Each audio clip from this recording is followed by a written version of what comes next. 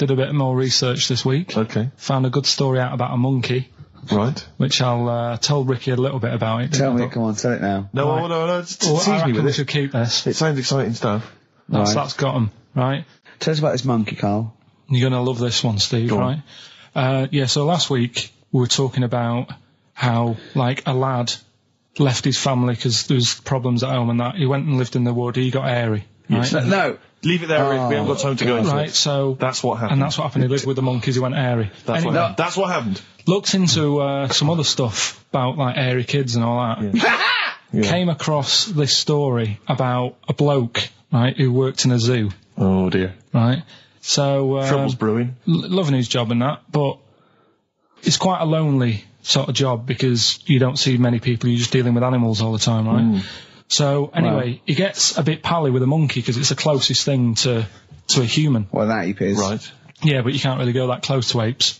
They're dangerous. What do you mean? What type was it? Do you Just mean let him tell the story. Was it a chimpanzee? I reckon it was a chimp, yeah. Yeah, You don't even know, so that's a an chimp. ape. It was a Okay. chimp. Yeah, but it doesn't matter, does it? So he It's the gets story. pally with him. Right, so he gets pally with What, him. do they and go on it's- holiday together? Well, no, I mean, it starts On the off pool together. starts off just checking each other out and, probably sharing lunch and that together. Yeah. Right? Anyway, this goes on for a while. They're getting on well on that. And then after a while, right, the monkey starts sort of imitating him a bit more and sort of walking upright. Oh, God. Yeah. Right? So he thinks, oh, that's a bit weird. Anyway, they get on really better and what have you. So he thinks he could live at home with me, this. Yeah. Because we're getting on the storm. Yeah. Right? So he takes him home and before Is you this know the it... beginning of Beneath the Planet of the Apes? I think it is. I think you've seen this on video. I'm worried, because he's already imitating him and they're moving in together. I'm thinking it's maybe a bit like Single White Female. Single White Zookeeper. Oh, brilliant. Right, so Go on. anyway, so it's moving in and it's getting used to sort of the normal human life. It's having a cup of tea in the morning. Yeah. Pinky tips. It finishes the day off with a dear. Finish the day off with what? He with does, a he doesn't little have to brandy. move a piano at one point, does He he? finishes the day off with a little brandy. Yeah. What, he pours himself. Is he wearing a smoking jacket? I'll tell you what, Carl. You're a maniac, mate. no, this is why it attracted me. It's amazing, right? So he's having his brandy and that, loving his life. Next thing you know, he sort of, I don't know if he loses it or he gets shaved, but the top half of his body is hairless. Right? Apart from his head. Right, so he's got a nice... So it's the opposite of the kid. Well, no, Yeah. this is what I'm saying. that would happen. Right? Well, hang on, but so you don't know if You he don't was even shaved know. or if How died? did it say? Then the hairless... What? I'll bring it in for you, the story, and then you All can right, well, see if okay, I've gone wrong. keep going. So anyway, so this is going on, and he's having a great life. Then the zookeeper starts getting a bit annoyed because he's having a better life than the zookeeper. The zookeeper's in the zoo. This is such So the rubbish. zookeeper's still got to do a day's work. The monkey's at home, he's partying. Well, he's it got gets his to a other point when he chipmates says round. there's no point you coming in to the zoo because the whole reason of you being there was because you're being kept there. Right. And he didn't want to bring the memories back, so he said, you stay at home.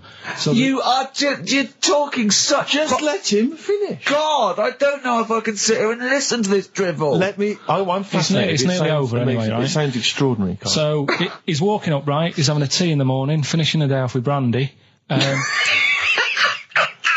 Gets a bit out of hand. Only tries it on with the zookeeper's wife.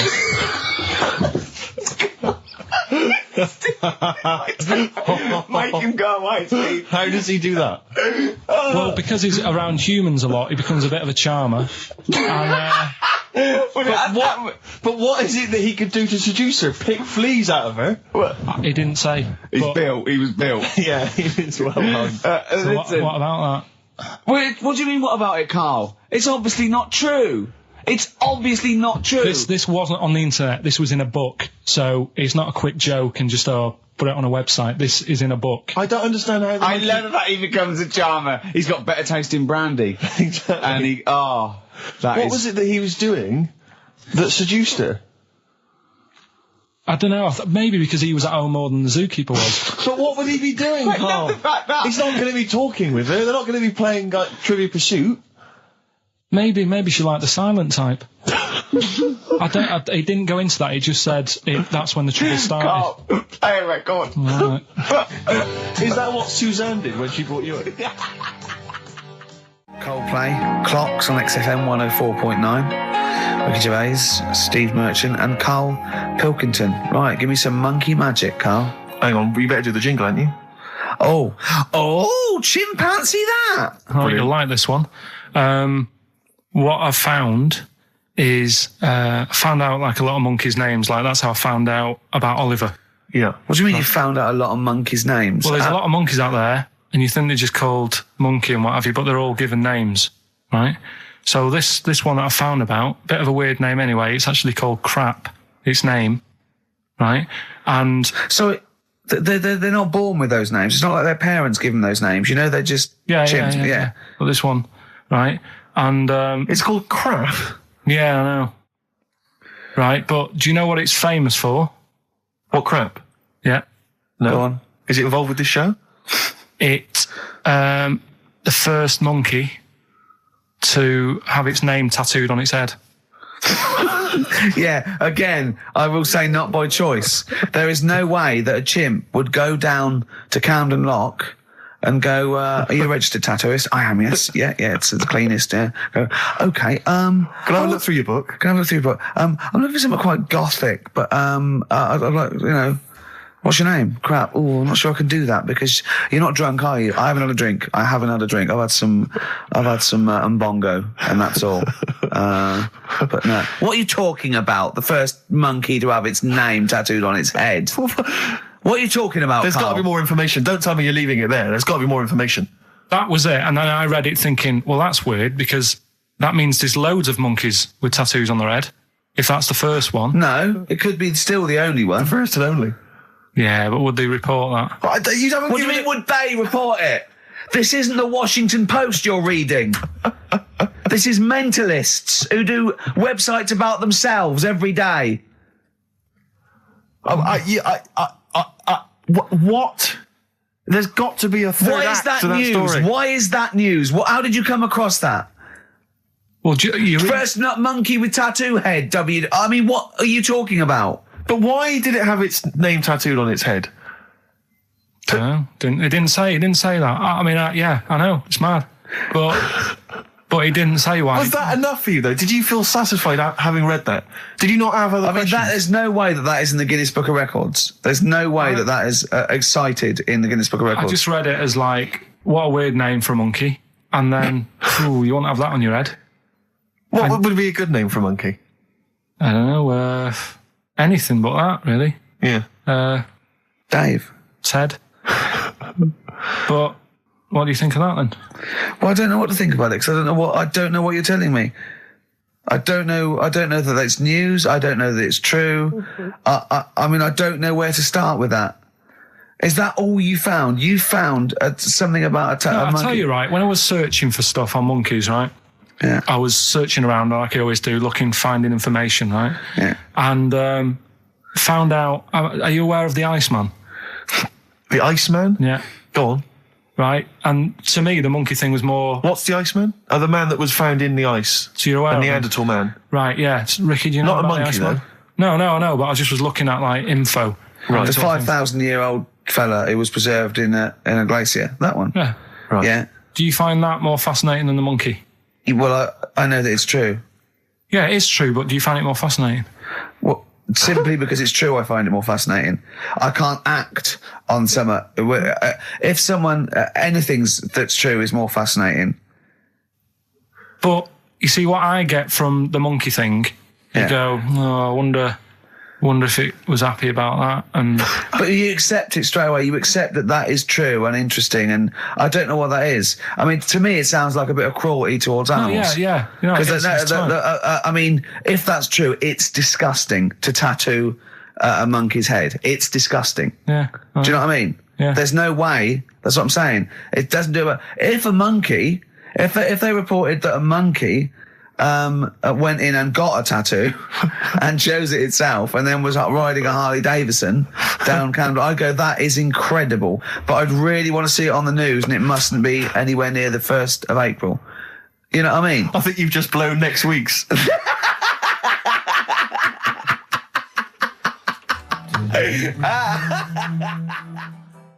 Well, listen, still to come, right? We've got the monkeys thing. Oh, chimpanzee that. And when I was out last Sunday, right, at Johnny's birthday party, Yeah. Steve was there. Yeah. got talking about stuff, and a debate that we didn't really finish cropped up. It blew your mind, didn't it? Amazing. Oh, I know about this. Steve told me. This is the infinite amount of monkeys. Or a monkey with a typewriter an infinite amount of time would eventually come up with the works of Shakespeare. Yeah. There was no debate. It's a philosophical, mathematical problem. There's no debate. It's true. It wouldn't happen. No, listen, Carl, listen. Infinity sorts it all out for you, right? An infinite amount of monkeys at a typewriter, right? They do everything. They type everything. Infinity just sorts it all out for you. There's no getting to it and they're going, oh, well, let's have a look what they've done. This one's come close. Did Romeo and Juliet. It would do it all. It would type everything ever possible, conceivable. Yeah, but it's a mathematical infinity. Well, we've heard your side of the argument, Rick. And I'll be honest with you, it's a persuasive one. But let's hear Carl, because he heard about this in a pub last week. Yeah, so he's got some strong What's your ideas problem with himself. it? What's your problem with it? well, first of all, right, you're saying it's a load of monkeys. It's not just one monkey. It depends. That can live forever. No, wait. It's either a chimpanzee with a typewriter with an infinite amount of time. He would eventually, by definition, mathematically, type everything ever possible. Okay, or it's an infinite amount of chimps with typewriters, and one of them will type it first time. But already, that's not right. You either need to have What do one you mean? monkey. What? You mean Let's hear his employment point. laws? He What do you mean can't- it's not right? Let's hear him out, please. If it's one monkey Yeah. with a typewriter that's got loads of ink in it and that, right? At least it knows what it's done in the past. It's not. Keep going. Crime. If you've got a load of monkeys, it's like if you have too many. What's that saying about too many chefs? Too many chimps spoil the soup. Right. Well, it's the same thing. It's like, well, I didn't tell you to put salt in it. I was going to put salt in it, and it messes it up. Whereas if it's just one, they know what's gone on. So what I'm saying is, Honestly, leave him go. I can't be bothered. I want to hear. I want to hear the rest. This blows my mind. He doesn't know what this does to me. It's a mathematical problem. I want to hear the rest. well, it's just I just don't think it will happen. What do you mean you don't think it'll happen? Infinity works it out for you by definition. Well, what's stopping them typing the same thing again? They would. In fact, the problem should be if you had an infinite amount of time that it would type. It works for Shakespeare an infinite amount of times and everything else an infinite amount of times. But you know, that's not as. But not Shakespeare. Oh, shut up, you idiot! Rick, do you know what he said to me? I said to him, I explained it to him. I said, God. you've got an infinite number of monkeys, infinite number of typewriters. They will type the complete works of Shakespeare. He said, have they read Shakespeare? You're an idiot! Play a I record, said, no, 'cause I'm not having this they're not doing conversation. it from I'm not memory. having it because it really, really winds me up. But you're saying they'll do it with no spelling errors. Well, they do it an infinite amount of times.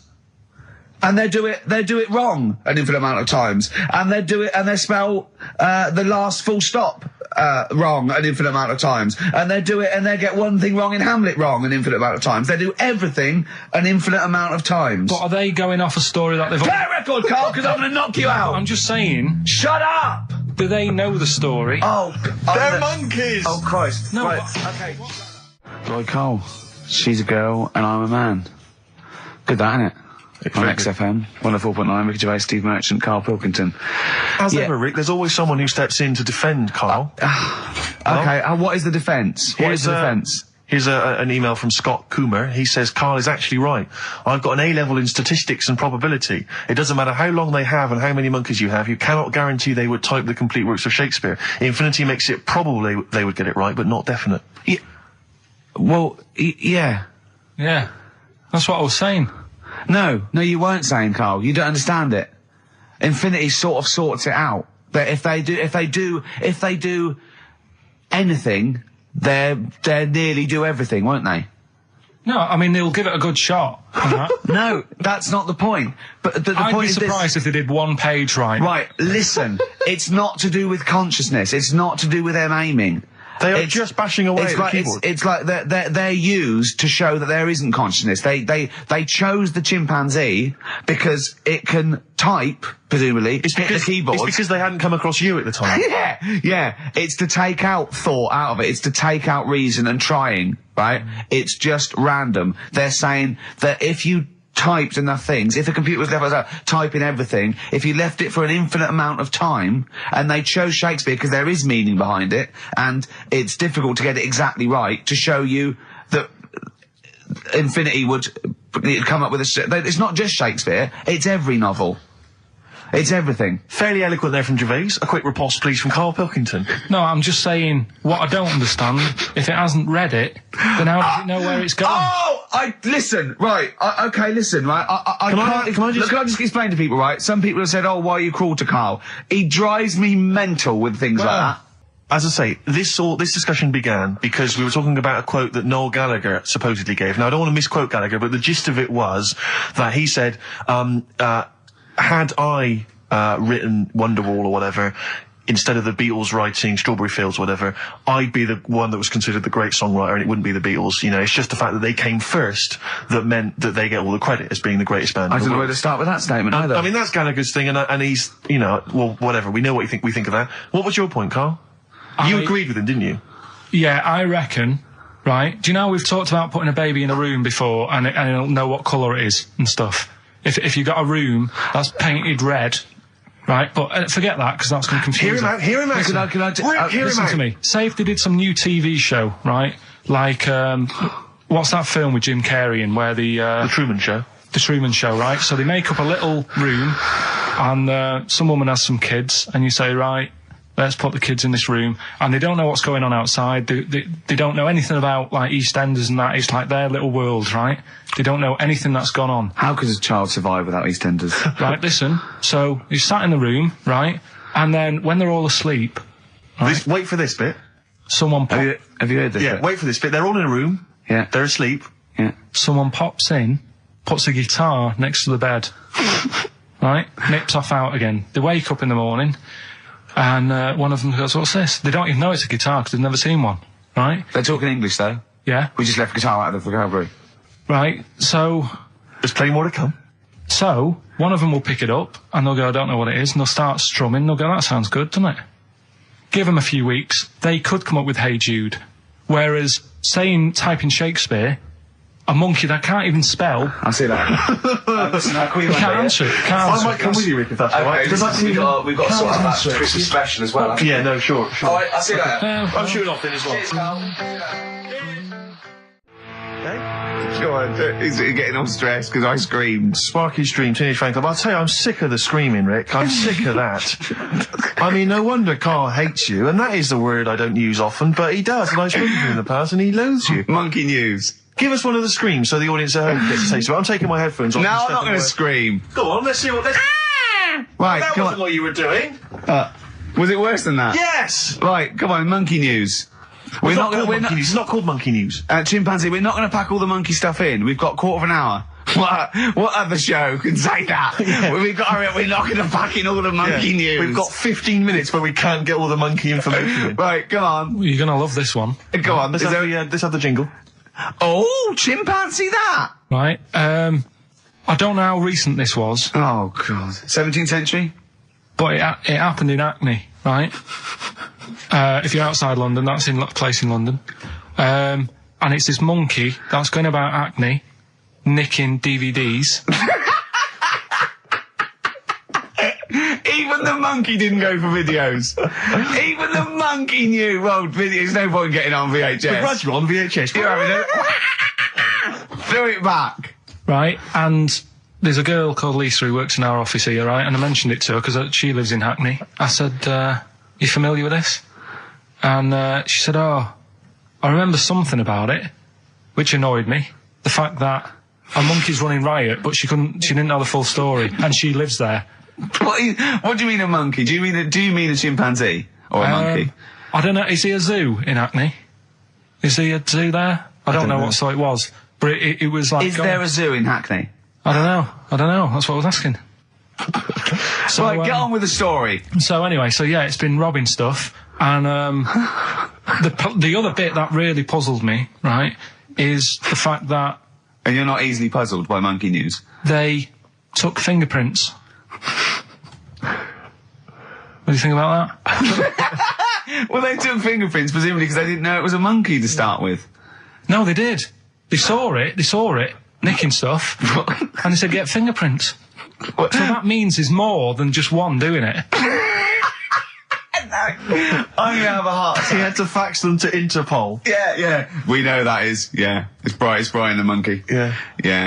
So sorry, I don't understand. He was stealing DVDs, specifically DVDs. DVDs. I think it said watches and stuff. What, breaking into homes? Yeah, in Hackney. Maybe. Are you sure it wasn't a kid with a mask on? No, seriously. How was he breaking into homes? Be good up the drain pipe. They're good, aren't they? They're good, aren't they? But how would they do that? So is that the news? Well, that's how much do you want? Is that monkey news? For this week? Well, I don't know that it's true. Again, I've got nothing. There was other stuff. There was another story that I found about a monkey, but I would like to know from someone in Hackney do you know what I mean? And I missed that one on Crime Watch, which would have been good. Right? But there was another story about one that kept getting on buses, not paying its fare. And just sat in a corner reading the paper. Reading the paper, Carl. You're an idiot. Well, that wasn't in London. You're an idiot. That was in America. It wouldn't read the paper. Why would it read the paper? Because it was its way of sort of going, oh, well, if I'm reading something, maybe the inspector... the inspector won't notice my hairy hands. Oh, Carl, you're such a fool! Well... Pilkington. Karl We've just had a news flash that an infinite number of monkeys in Hackney and an infinite number of typewriters. Yeah. We don't know what for. At this stage, we've got no more information. And they've taken back an infinite amount of graduate on the video. This is rubbish. Did you watch the monkey programme last night? You told us to watch the monkey programme. We all stayed and watched the monkey programme. Alright, wasn't it? What's rubbish, wasn't it? Obviously not half chimp, half human. Well, I mean, they missed out a lot of the interesting bits. They didn't have any interesting bits. Those are bits that you made up to make it more interesting. The bits that I told you about 3 months ago before they decided to make the programme. Yeah. What were the bits that you came up with? Well, they missed out the bits about, the zookeeper. Right, there wasn't a zookeeper, yeah, go on. Well, there was, but they left that bit out. Well, okay, fine. And they left out the bit where it ran from there in 1975. In terms of those that did research, they actually went and filmed it. You read it on the internet. Yeah. Chances are you're the one with the facts wrong. Yeah, I think they also left out the bit when it jumped over 3 double-decker buses on a motorbike. On Evel Knievel's motorbike. Yeah. So I can't believe it. I cannot believe it. Not only do you not bother turning up, but you turn off the radio and start watching football. I turned it off, but I've recorded it. I'll listen back later and sort of... Well, what good is that? Sort of, I like to keep it in shape and that. I'll have a word next week. All right. If you receive any phone calls from people you don't know, we don't know anything about that. Instantly, we don't know why that is happening. That is just going to be a weird, spooky thing. So and don't bother telling the story about Men in Black 2 either, because I don't think people will be interested. Actually, on the subject of Men in Black 2, what? Have you seen that, Steve? No, I haven't, Carl. Tell me about it. You should see it. Go on. Why? Because there's this thing in it. Go on. What, a stupid, bald Mancunian tosser? No, weirder than that. There isn't anything weirder than that. Big eyes, it was gangly. Keep talking. And, you've got to see it, because you wouldn't believe the likeness and that. You've got to get the film out tonight. Right. It's not as weird, it had a normal voice, right? He's done yet, he's not even here! I'll tell you what, mate, it ain't worth coming in next week. Stay on the line, Carl. Play a record, Claire. Kings of Leon, Molly's Chambers. What do you think of that, Carl? Alright. There's a surprise. Another insightful remark. Steve is not a fan now. Not only does he know you've been slagging him off behind his back. No, I wasn't slagging Steve. If you get it out on the DVD tonight, you'll know I'm not slagging you off. It could be your brother. I love the fact that it makes it worse, but he's thinking you're going to go, oh, he wasn't slagging me off. It does look like me. I do think I'm an alien. I love the fact that you hope Steve will go, he's got a point. It's a spitting image. Yeah. I am, seriously, Carl, I'm really angry. I'm so angry with you at the moment. You haven't seen it yet? No, I know, because I know what it's going to be, and I'm fuming. I'll tell you why I'm angry, because he doesn't do it in jest. No, but what do you think it's going to look like? What do you think this thing's going to look like? Going to look ludicrous. It's not going to look anything like me, but he's going to pretend it does. Go on, what? Go on. No, it does look like you. Yeah, of course it does. And you looked like the human Z. Well, I mean, to be honest, you did a bit, Carl. You walk like him, you're bold like him, you got a sort of gormless face like him. Any more? I don't smoke. That does. Hang on, I'd love to have some monkey news, though. Go on then. Got any monkey news? Yeah, got some monkey news. Go on then. No, Rick, come on, cheer up. Well, it's just sort of like he moans that he's got too much time on his hands, and he comes up with that Okay. shite. Monkey news, the jingle, please. Oh, chimpanzee, that monkey news. Okay, There's excellent. been quite a lot of stuff going on. There was a few bits in that Guinness Book of Records book that cost me 20 quid. Yeah, well, that's not news, is it? They printed that probably last September. No, so that's there's one in there. new music, new monkey news from last September. You're a lord. Come on. Waster. Please, Ricky, monkey news. Right, there was this monkey in a zoo in Brazil. Right. Right. And there's a little man monkey, a little woman monkey. And You're a scientist, aren't you? Go on. and they said the people in charge were like, oh, wouldn't it be good if they had kids? Brilliant. Right. So anyway, the chimps used to stand sort of, you know, they'd have their little caves each, and they used to sort of lean on the fence having a bit of a chat and stuff with each other. Right? Well, you Just know, gossiping, yeah, gossiping. the equivalent sort of thing. Yeah. So anyway, they were getting on a storm, and like the zookeepers were like, Can you hear that cheapest chimps this week? I thought it was fascinating. Yeah, just gossiping, I understand. What's any monkey news? I don't know, let's tune in. What was some monkey news this week?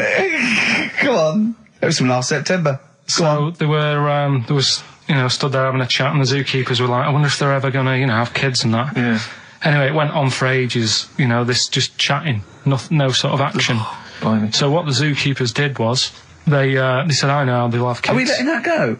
They were just chatting. Are we just letting that go? We're letting it You know go. what I mean? I mean, just doing whatever monkeys do. Okay. Right? So the zookeepers were like, yeah, I wonder when they're gonna, you know, have some kids. Yeah. Anyway, what they decided to do, to sort of do to egg them on, Yeah. bought one of them a suit, one a wedding dress. Right. Keep going. No, I'm not having it. Shut up, Gervais. Fade him down if he's going to interrupt. I want to hear the rest of this. They got married. So they got And, married. Yeah, they got married. Right. What? That's the end of it. This is why I don't. Right. That's the end of monkey news. That's the end of monkey news. Don't do that again. You've got no features left. Why don't you like that? Well, it's not a story. It's about two chimps chatting, which doesn't happen. The zookeeper's going, I wonder if they can ever have kids. Egg them on. They got married. That's the end of the story. What are you talking about? Hang on, just calm down. Let me just check that you didn't make a mistake there and didn't lose out. What do you mean you didn't make a mistake? Wait a minute, he may have just left out a fundamental piece of information. What, that the would- story? That would have made it into a story. Right. Let me just check the facts. So they bought them wedding outfits. They were married. Did they propose to each other, or were they just forcibly Don't married? encourage him. Just forced onto And it. then what was the outcome? Once they got married, what happened? They fell in love? Yeah. What? Whoa. It's not a marriage, Carl. Be quiet. It's not a real marriage. I don't know what you've got in your head. It's like the head of Homer Simpson. I'd go in there and there'd be a wedding reception and there'd be a couple of fights and they'd be talking about stuff. They got married. They fell in love. Did they have children? They're not back off the honeymoon yet. Play a record. You got no features left. You got one feature left and come back to film. Boo-hoo-hoo, it won't do. Listen to the Gallagher Boys and stop crying your heart out on XFM 104.9. No need to. It's monkey news. So that is the time. Time for monkey news. Can we have the jingle? Oh, chimpanzee, that monkey news. I love the jingle. Right, well, Can we play that jingle once more? Yeah. let me cue it up. So, chimpanzee, that monkey news. Oh, it's brilliant. Well, listen, it's from Steve. Okay. Right? Now, what it is this monkey, right? Yeah. Don't know where it was. Mm-hmm. But there's a bit before the monkey anyway, right? Jeez. It's this, no, listen. Shoot me. Right? It's a bank. There's this bank, right? Busy bank. Normal day, everything's going normal, right? Busy bank, people going in, doing what they do, seeing about mortgages and stuff. Yeah. Everything's normal, everyone's happy, right? Yeah. So anyway, it's quite busy one day. Fella comes in with a gun and a balaclava on. Up to no good. Right, I'll tell you now, Carl. If this fella turns out to be any ape or monkey related species, You're never doing this again. You are never. So just, if you want to finish it, it's at your own risk. But if this fella who robbed the bank turns out to be a chimpanzee, that's the end of Monkey News. All right. Okay, let's hear the end. It's a lovely day in a lovely bank. Everyone's happy. Everything's normal. A man comes in the balaclava. Man comes in. Is it a man? Starts waving a gun around. Shut up, Rick. Let him finish the story. Starts waving a gun around. Yeah. Right? Up to no good. So everyone's thinking, oh, God, wish I didn't come in here. It's not going to be a good day. How tall is the man? Shut up. Let's hear it. Everything, oh, God. He's telling everyone to get down on the floor. Yep. In what, in English? In English? Yeah. In English? So? Yeah. So everyone's panicking. Everyone's getting on the floor thinking, this is it. This is, it's all over. Yeah. Just when you think, it's all bad news. Yeah. It's all bad news. Doors swing open.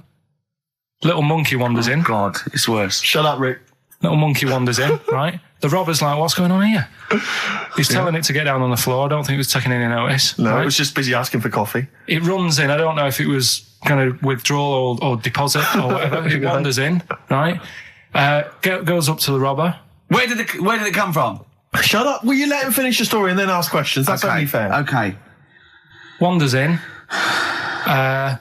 Runs up to the fellow with the gun, takes the gun and the bag of money off him.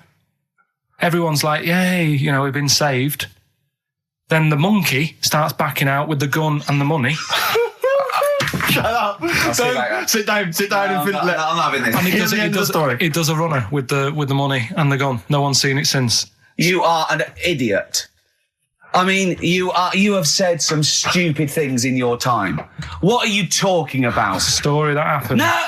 What are you talking about? What do you mean it backed out? It came in. Was it an accomplice? Was it an opportunist monkey robbery? What are you talking? Think, Carl. Think. I know it's mad. That's the idea of Monkey News. We're telling people how monkeys are pretty, they're mental.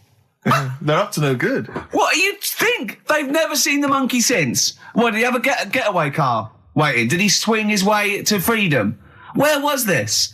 There's no details. Don't talk rubbish.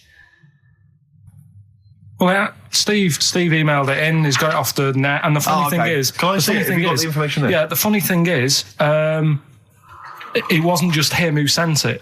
I had that a couple of times. So a few people obviously read the story and said, that'll be good for Monkey News. It doesn't say anymore. It doesn't say if he went off to Spain. It doesn't say, if he's on Crime Watch. Yeah. It doesn't say any of that. It's just saying that's what he did. That's the story. And that's what Monkey News is about. I've heard that they're making a movie version with Phil Collins. So I look forward to that, and Julie Waters. So that's this week's Monkey News. If you've got any, if anything's happening don't bother. In your town. That's the end. No, that is the end. That's the end of Monkey News. No more Monkey News. This is bit of Queen. It says it here in this email, Rick. It's got to be true. Right. So that seems right. Oh, chimpanzee that Monkey News. Right. Now, before and again. Go on. Oh, chimpanzee that Monkey News. Brilliant. All right. Right. Before I went away, I told you about Alfred. He was the monkey where there was a robbery going on in a bank. And then he nicked the robber's loot and backed out with a gun. Yeah, he sort of stole. He robbed the robber, didn't he? Yeah. Did he take his gun as well? He took the weapons. He took all the weapons. There was like a couple of robbers. He managed because they were so amazed that a monkey was coming in. It was like don't talk shite twice. Right. Anyway, got a follow up to that. Okay. Now, what was that monkey's name? Alfred. That was Alfred. So anyway, because a lot of people wanted to know, well, what did he do? Did he go off and have a holiday? Did he? No. Right, so the follow up is, what happened is the monkey had the guns, had the cash, which was $250,000. Sure. Right. It went back to the zoo. Right. All right, Carl, you're talking shit. Ricky, I get angry with you when you won't let him finish his Monkey News. Right. Can't we just get out the official Imagine thing? if people were interrupting Trevor McDonald. It wouldn't happen. I want to make sure I don't get anything wrong. No, of course not. Check the internet. So the monkey goes back to the zoo, right, where all the zookeepers come out and go, get him. He's got the guns. Yeah. He hands out a couple of guns to his mates. What? His monkey mates. His monkey mates. So they've all got a couple of guns each. Oh, Carl, Steve, I can't, mate. I cannot Just stand it. let me- Honestly, I want to scream. Please, I really get annoyed with you. They tried to do him a deal. They said, how about if... I'm going. Tell him that. I'm not going. No, I can't. Step out for a moment. Okay, we'll just do it. 'cause Look, it's don't listen, step out and I'll paraphrase what I hear for you when you come back in. Step out. Now, please, I need to hear the end of this. listen out, This is yeah. monkey news. This is important stuff. Right. Right, Ricky now has left the room. He cannot bear to hear, which is surprising to me. Right, so anyway, so yeah, they've got the money, and they say to the zookeepers, how about we give you some cash? Yes. And they go, Sorry, hang on. Sorry, the zookeeper said that to the monkeys. yeah. Right. No, the monkeys who have got the £250,000 Right. say to the zookeepers, we'll sort you some money out if you let us go. Sorry, Right? the monkeys say to the zookeepers, we'll give you some money. Yeah. You don't see any problem with that? Right, listen. Okay. It's nearly finished. Right, I'm listening out there. This is ridiculous. What do you mean the monkeys say? What do you mean the monkeys say to the They zookeeper? were probably holding the money out, like kind of going, look, we'll do your deal. Right, okay, come on. And what happened is, I think they were happy with that. I think they left, and that was that. They wanted to get out of the zoo because they didn't like it in there. There's the thing.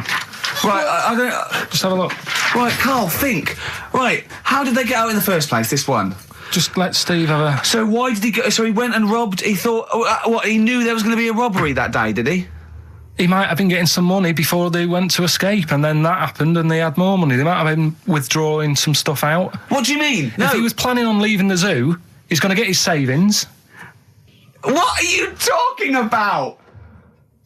What have you read there, Steve? I've got a feeling this is a review of one of the Planet of the Apes films.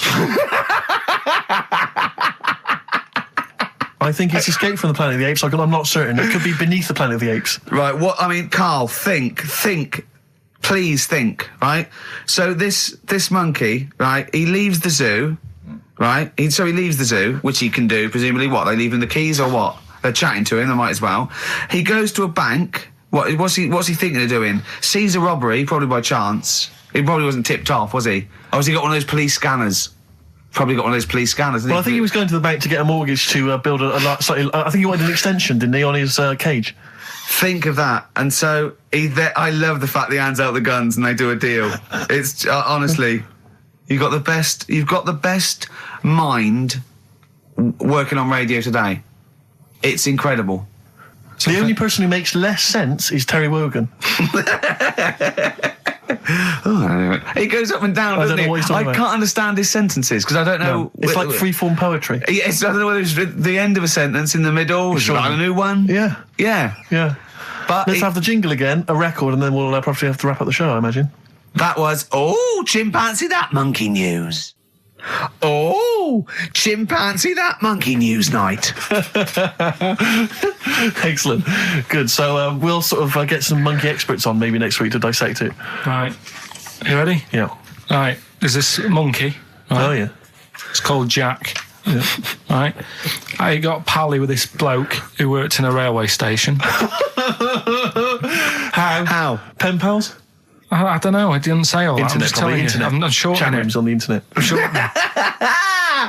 So anyway, he's helping him out all the time. It's this fella's job, right, to sort of make sure it's safe for the trains to come in, that sort of thing, right? But he's always working on his own, so he's got his mate Jack in with him, right? This little monkey, and they're having a good time. They share lunch together and stuff like that. Anyway, it gets to a point when the fella whose job it is, right, starts getting old.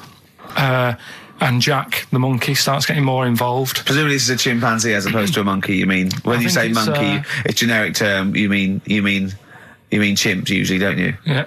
Go on then. So, he's clocking the fella doing his job, and he's thinking, I can do this, right, the monkey. I love it. Yeah. He's helping out. He's pulling down the levers and stuff, so the train's sort of coming on the right lines. Sure. Yeah. He's clocking it. He sticks his head out the little window, see the trains coming and that. I hope British Rand are listening. Yeah. Right. In the end, Oh, yeah. the fella whose job it is, he lost a leg for some reason, couldn't work anymore. Lovely. Gave Jack the job. Yes. Right. Okay. The railway company are happy with that. I'm sure they interviewed a number of people, but he was the best monkey for the job. And that's good, isn't it? Well, it's not true. Right. Once again. Well, it's not true. Don't hand Steve a piece of paper that someone put on the internet who is probably a bigger mentalist than you. That's not proof. It's not true. At no point did a railway company give a chimpanzee the job of signalman. It was ages ago. What? Steve, when was it? It was Before trains, probably. Well, it's in the 1880s, according to this piece of paper, which is what you've based your monkey news on. Now, of course, I think ITN and a lot of the news channels, they tend to get lots of independent confirmation of their news before they give it out as fact. But you've got an email from someone, so let's assume that's real. It says, for this, Jack was officially put on the railway payroll, earning 2 cents per day and have half a bottle of beer on Saturday. That's what we pay you, isn't it? He doesn't even get the beer. Oh, dear, he's not allowed to drink, are you? Someone emailed in, actually, and said, Carl, some years ago, did you die? And they took your face and transplanted it onto that of a chimpanzee. It would make a lot of sense. I've never seen you. He always has T-shirts right done up and long sleeve. I bet he's hairy under there. Yeah. I bet you are hairy because you have to shave right up to your eyes. You're one of them, aren't you? And I can see the growth, and it comes out the top there. Are you really hairy underneath? Pretty hairy. Are you really? Well, what's up with that? You're a humanzee, aren't you? That's why you're fascinated with them, and why your IQ is sort of about 80. I think you might be. You might. I don't mean there was any. I think it was a genetic sort of throwback. Well, you're pretty hairy. Look at your arms. What? Just look, give me that banana and shut up. Play a record. That's mine. No, come on, we should do monkey news now, because I know you want to save it, but I think you should put your best stuff first. You never know what will happen, you know what I mean? Always put your best stuff out there. Let me just get it out of the... Okay, well, while he's getting it, can we have a jingle for monkey news? Yeah. Chimpanzee that monkey news. Tell you what, right, about putting your best stuff first. Yeah. Right. Do you know what we were saying the other week about in Chinatown? Not really a town.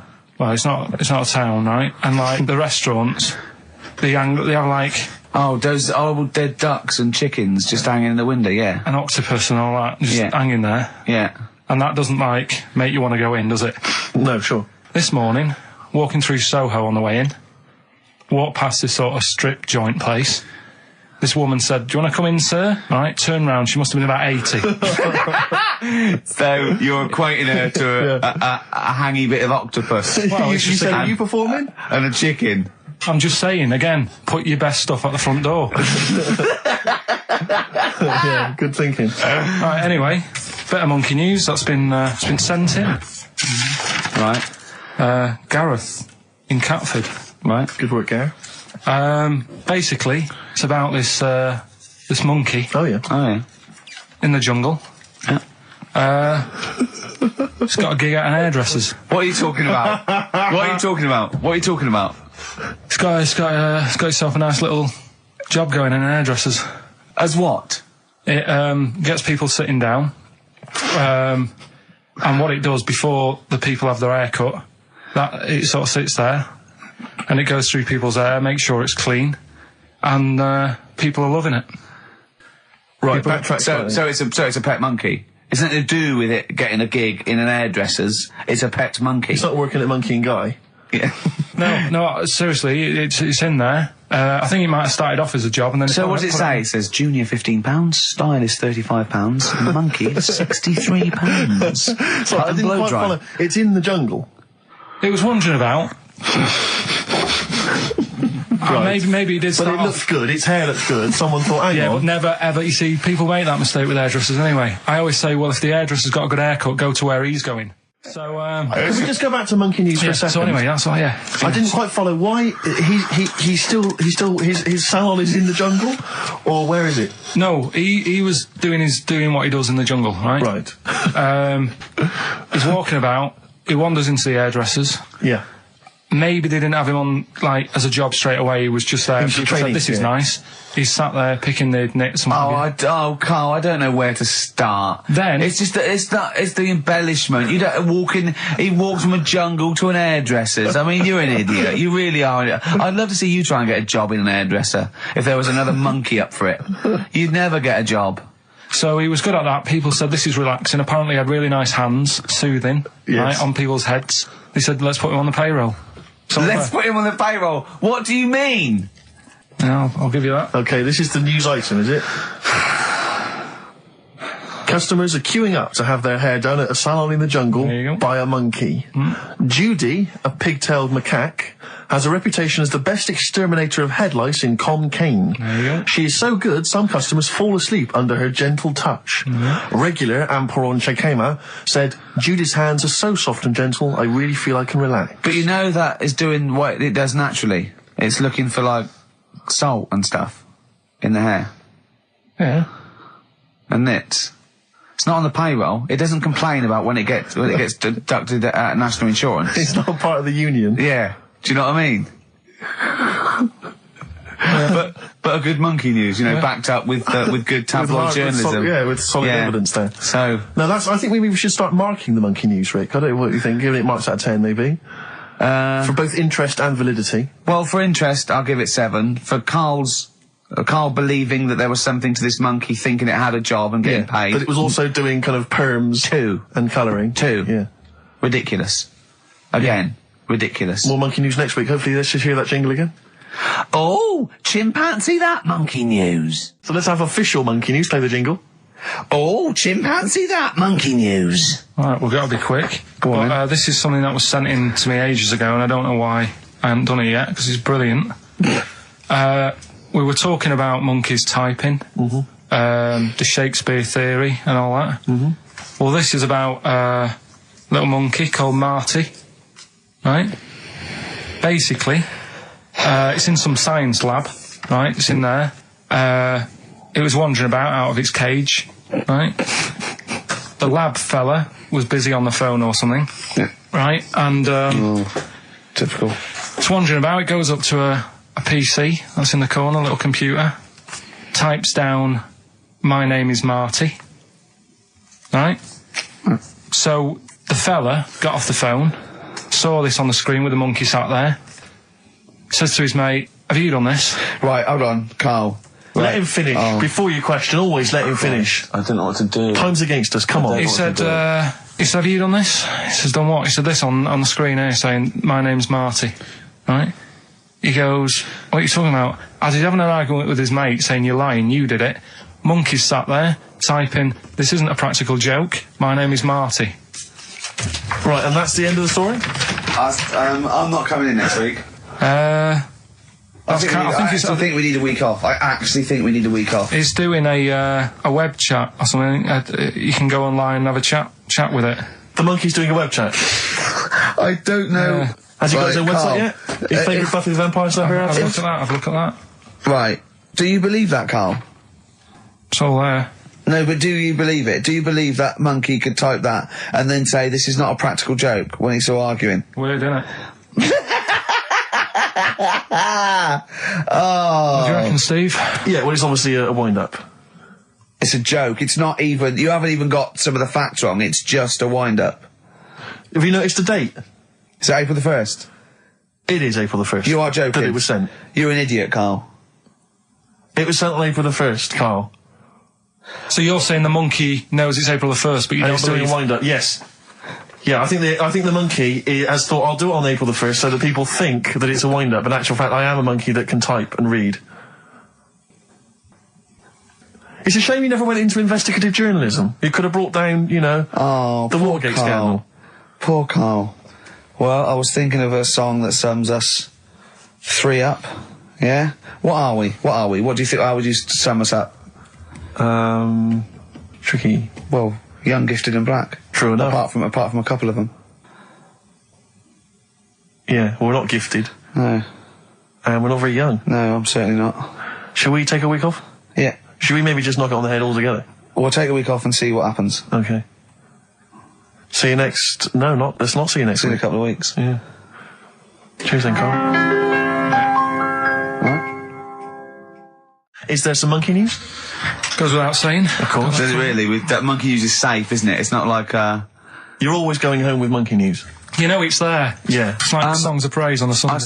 well, it's that time. It's getting exciting. We've got Rockbusters results, but before that, a little bit of monkey news with, chimpanzee that monkey news. Karl Pilkington. Brilliant. I haven't read that for a couple of weeks. Go on then. Alright, so got this little monkey. Oh, yeah. Who lives in Morocco. Right, I'll just warn you now, you're on thin ice from last time, okay? So, make sure, is this real? It's been Don't say anything you would think about it. As you're saying it, think to yourself, is that true? Do monkeys do that? Do they think like that? So, go on then. So anyway, yeah, so there's this magician in Morocco, right? He's got a little monkey working with him, right? The way it used to work, magician used to do his thing on stage, do a little bit of magic, people loved it. Then the monkey came out, had a little cap, walked around the crowd and stuff, got the money, had a good little team thing going on, right? Yeah. So anyway, the monkey's name was 86. Right. Because back then there was so many monkeys, it was like, oh, what names, do you know what I mean? What names do you use, what do you do? So they just named them, right? So this little monkey... he had 86 other monkeys? No. It's just that because a lot of monkeys were sort of working back then, helping magicians out, you know, doing bits and pieces, busking, what have you. Well, Rick, you know how there's so many... why would there be a confusion with that? If he only had one monkey, where's the confusion? People would go, I'm not going to go and see that, I want to see 86, he's the better monkey. Do you know what I mean? What does it matter? I don't know what you mean. Well, why do they need... Where was the confusion? With people going to the circus and going, what monkey are you going to go see tonight? I don't know. It wasn't a billing, was it, with a monkey? But Rick, it's just the same with humans. You know, there's so many humans now that we can't give them names anymore. Yeah, they all have to have numbers. Exactly, yeah. There's so many humans, you know, with 5 billion people. We can't give them names. It's impossible. But, you know, with a few monkeys anyway, number working... 22, go on. So, anyway, there he is. 86. 86. With his hat. With his hat, walking around, getting the money. Yeah. Anyway, the magician sort of, thinking about moving on. Because in Morocco, he'd sort of done all the tourist traps. Sure. So he had a word with the monkey, said, how about we... See? No, let him continue. Think. He let him continue. He didn't have a word with the monkey. Let him continue. So what do you think about going over to Spain? Yes. Sure. So, the monkey was in agreement? So he said, alright, go on then. Right, so they get in the car, and, the magician knew he'd have a bit of a problem on his hands because you're not meant to take monkeys out of the country. Yeah. Right? So he thought, right, what I'll do, I'll get a car, right? Right. Stick the monkey in a boot, right? Get on the boat and hopefully sort of, stick it in some luggage and what have you. Yeah. We'll be over there, we'll be earning big money, everything's going to be great. So the monkey was like, brilliant. So they get in the car, they're on the way to the boat, and pull over at a petrol station. And just before filling it up, he opens up the boot and he goes, you all right in there? And it's like, yeah, it's sound. So he leaves the boot open so it can breathe and get a bit of fresh air whilst it's filling up. Goes in to pay the money. Yep. Pays the money, goes, I'm just paying for the... Right, this monkey is not going to drive away in that car, or we're never doing this feature again. Carl, what happens? What's number 86 up to? So... 86. So, That's the ending, isn't it? That's the story. Come on, let Carl finish the story. It better not be. Brilliant. You're going to love it. Right, so he's in the petrol station, and he's going, right, I'll pay for pump 4. And the fella says, what are you talking about? Pump 4, isn't that a monkey? No. Sometimes I use numbers for monkeys, sometimes I use... No, I mean pump 4. Sure. So Yeah, he says, what are you talking about? There's no car at pump 4. Right. Keep going. Sticks his head out of the door. Yeah. The monkey's giving it some. Went over to Spain on its own. I don't know what to do. Well, hang on, let's just get a couple of the facts right here. Right, what do you mean, couple of the facts, right? There are no facts. So, number 86. Number 86 he drove to Spain. You are, honestly, Carl, you must know. It was an automatic. Right. Carl, you must know that is shit. There is no way a monkey... That's the thing with He gets stopped at customs. It's mental. How did he get through customs, Carl? Has he got a passport? No, he was sneaking about because he didn't have a passport. So he parked and then snuck through. Do you want the facts? Let me see it. Right, I'll examine this, Rick, and we'll play a record. Play a record, because I can't... That's nearly as bad as the armed robbery. Right, go on. Yep. Play a record. Better Suede. Yeah, stay together. My favourite. One of 86's favourites. Is there any monkey news? I've got some, but just because it's not that good, something else I found out that I thought I'd share with you. Go on. I was looking in the Guinness Book of Records, right, because I thought, they'll have something in there about monkeys or something, right? Mm-hmm. And there's a little monkey, I think it lives in Asia, right? There's loads of them live in Asia. Might just be travelling, but yeah. And something they found out, I don't know if they've got it right, and that's why I want to bring it up. Apparently, it's the mammal, right, that's got sort of the pointiest eyes that pop out of their head. Steve.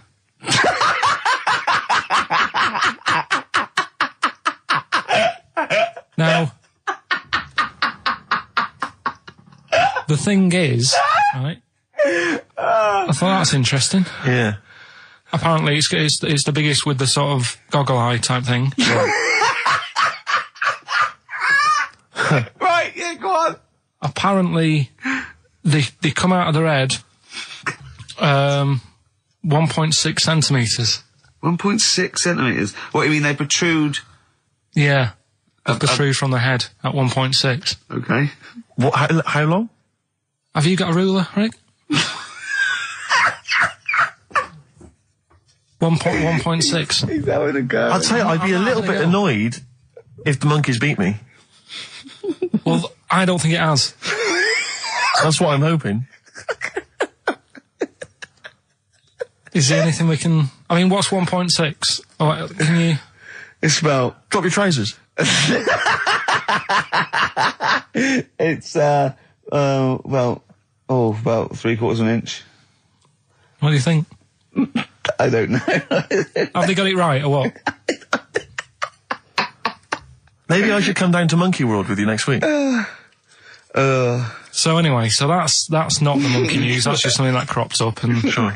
I do know once, when we were playing pool in the office, I think Lucy was your partner. Yeah. It was me and Ash versus you and Lucy. And you were having trouble because his glasses kept slipping down. So Lucy pushed his glasses up his nose, but the glasses touched his eye. Do you remember that? Yeah.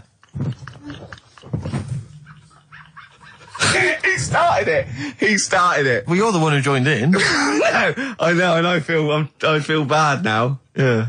He makes me nervous when he goes, yeah. It's like, play a record. No, I'm just trying to think about which part of your fat, middle-aged physique I can pick on. The tits would be a good Yeah, start. yeah. Oh, the belly. Sure. Oh, what do you think of that? Oh, that's... What is that? Play a record. But anyway, yeah, so today's isn't that happy, really. It's about, some monkey, I think it was a chimp. Who's an ape? Go on. He tried to...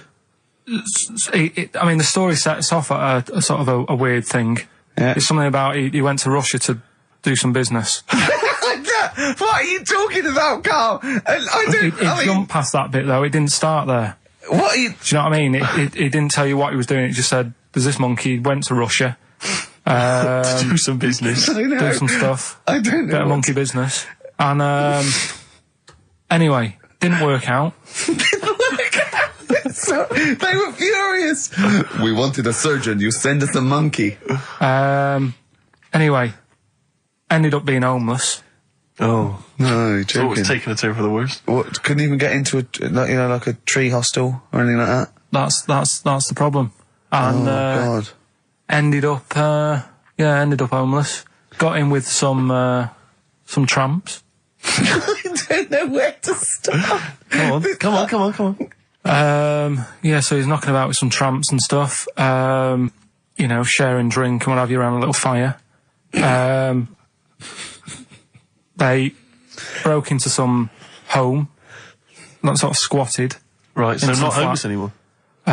Problem was, yeah, he had a roof over his little area he had. Yeah. And he goes, oh, this is good. This is, we're having a good time. This is sorting me out. Yeah. He had his He mate. said that in Russian, though. What was he eating? I don't know. It didn't say. But they're in this house. Well, he could only be eating sort of like, fruit, nuts, vegetables. I mean, they classically sort of don't eat, pork pies and But they've got drink McDonald's coffee. in Moscow now, so... Sure. You probably chow down on that. Yeah. Anyway, there was a bust. What? I knew this was There was a bust in the flat that they were squatting in. All the other tramps sort of knew what was going on, legged it, left little chimps out there, got arrested. And they thought it was a real fella at first. They were like, get him, you know, he's obviously just a scruffy bloke who hasn't had a shave and stuff. Yeah. Yeah. Hasn't shaved his back for a while. Or his face. Yeah. His head. Got him down the station, and the boss was like, what's going on here? We've got a monkey here. He was like, what? So you arrested a monkey? Well, so the arresting officers hadn't noticed all the way to the station that he kept slipping out of the handcuffs and was going for the entire journey. They didn't notice till they got there. What, did they put a hood over his head maybe and just like, you know? I don't know. I'll give you the story if you want. There's the headline. What is it? What's the headline, Steve? I don't want to see it, but... The headline, this is once again from supposedly reputable news organisation Ananova, homeless monkey arrested in Russia. Did you read on, or did you see the headline and make up that whole story? It's most of it is there. What isn't there? What bit isn't there then? No, I think you know, Steve can have a look over it, check it out and stuff. Point out the embellishment for me, Steve, will you? Well, what it doesn't say is that the police didn't realise it was a monkey. That's what I was guessing. Really? That they got it back and they said, what are you doing? We've got a monkey here. And they go, yeah? Yeah. Oh, God. Familiar with the phrase monkey business? No, never heard that one before, Carl. That's brilliant. Right, well, it came about. This has been emailed in and I haven't really had a chance to look at it, so I'm just weighing it up now. Oh, God. Yeah. This is the biggest shambles on air, isn't it? Really? I'm ashamed of it. I mean, what was Dr. Fox? Dr. Fox must have been really polite. He must have been thinking, I don't know how to put this. He must have wanted to scream and go, you shouldn't be in the radio authority. My parents listen online. I can't look them in the eye. Right, I think I've weighed it up. Long time ago, right? Yeah. In the olden days, yeah. In the Amazon jungle. Yeah. Right? Yeah. Little family of monkeys in there. Mm-hmm. Right? Having a good life. Right? Didn't have any predators in there. Right? So, they were loving it. Yeah. They had a load of food around them. They had loads of banana trees. Yeah. Right? No, I don't think so. No, they did. Sorry. Everything's going great. So, they're happy in that. They go to bed. Okay. Wake up in the morning, load of bananas gone. Ooh, hang on, interesting. Hold on, wait a minute. So... Either your dad's been around, or... This isn't the great Amazon banana robbery, is it? So anyway, turns out it was another load of monkeys from another part of the island, from the rough bit. From the rough bit! I love it! They went into a middle class area. They're the ones with the earrings and the leather jackets. Oh, that is brilliant! From a rough part of the island. So the monkeys thought, well, there's no point getting into a fight with them because they're harder than we are. Yeah, of course, and they carry chains. So... I love all this conjecture. They got flip knives and tattoos. Yeah, go on. So basically, they said, let's do some business with the bananas. Let's do some business with the bananas. This is shit! This is... What are you talking about? Oh, Christ! Right, calm down, we haven't got much time left. Oh, God! What do you mean this is... Forget it. No, don't forget it! Carl, do not press that! Switch the record off. Switch the record off. Christ. Switch the record off, Carl. What are you talking about? What do they do? Oh. Let's do business with the bananas. Yeah. So they said, well, rather than them coming robbing them, we'll flog them. So that put a stop to it then. The monkeys came. They didn't have money. They said, give us some bananas.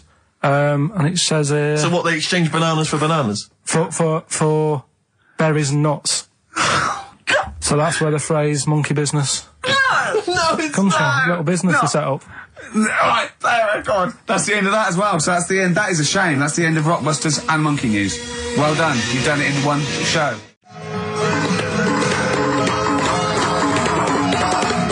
Oh, chimpanzees at Monkey News! That was Christmas song. Remember them? Dissing all over the place as usual. Absolutely. Dissing all his mum and everyone. Yeah, it's a little bit Christmas. of cussing in there, which they bleeped out, thankfully. Carl's in a bad mood already. He's been in about 3 minutes and he's in a bad mood, getting stressed. If you can't hack it, leave. What's the matter with you? No, I'm just saying. I was meant to enjoy last Saturday off and I didn't. Why not?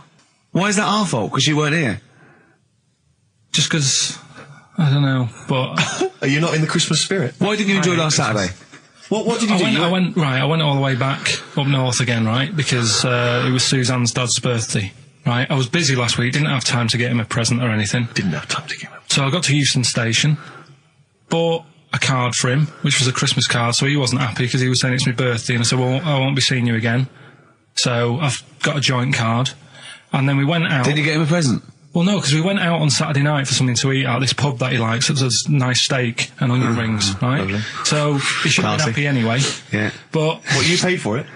No. But you should have been happy anyway. Suzanne paid for that because it is her dad, right, not mine. So I said, all right, what can I do? I said to her. So she said, just buy a few drinks or something. Anyway, I didn't get around to getting drinks. I can't believe it. Didn't get round to getting the drinks. Right, so I said, right, I'll pay for the cab.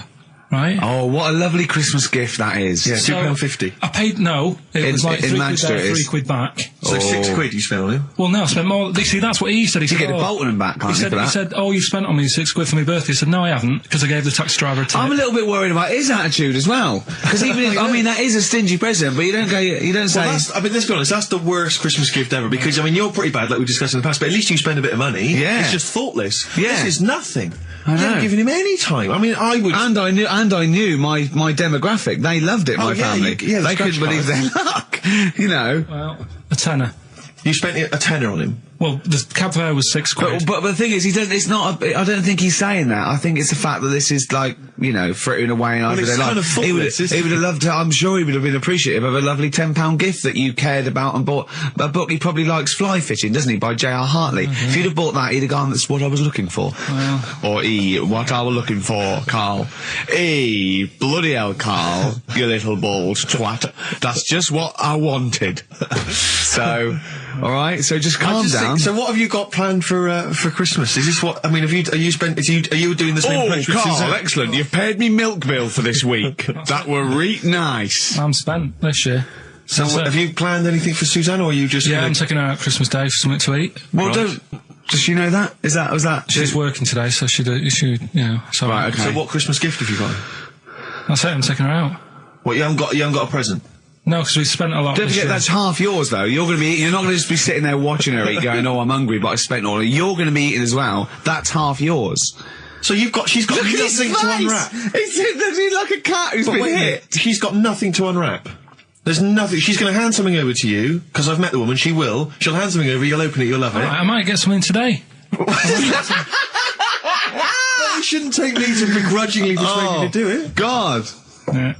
Right, so... anyway. Yeah. Well, I'm gonna try and stick in some Christmas songs. We're not playing all Christmas songs, but I brought in a couple. So this is Christmas, John Lennon, The River, Joni Mitchell, Fairy Tale New York, one of the best Christmas songs ever. Oh, well, what about a bit of Pretenders? That's a good one, 2,000 Miles. Let's hear it. It's the best of. You've been voting in all week, sending your emails. So here's the clips that you wanted. Karl Pilkington in the chair now.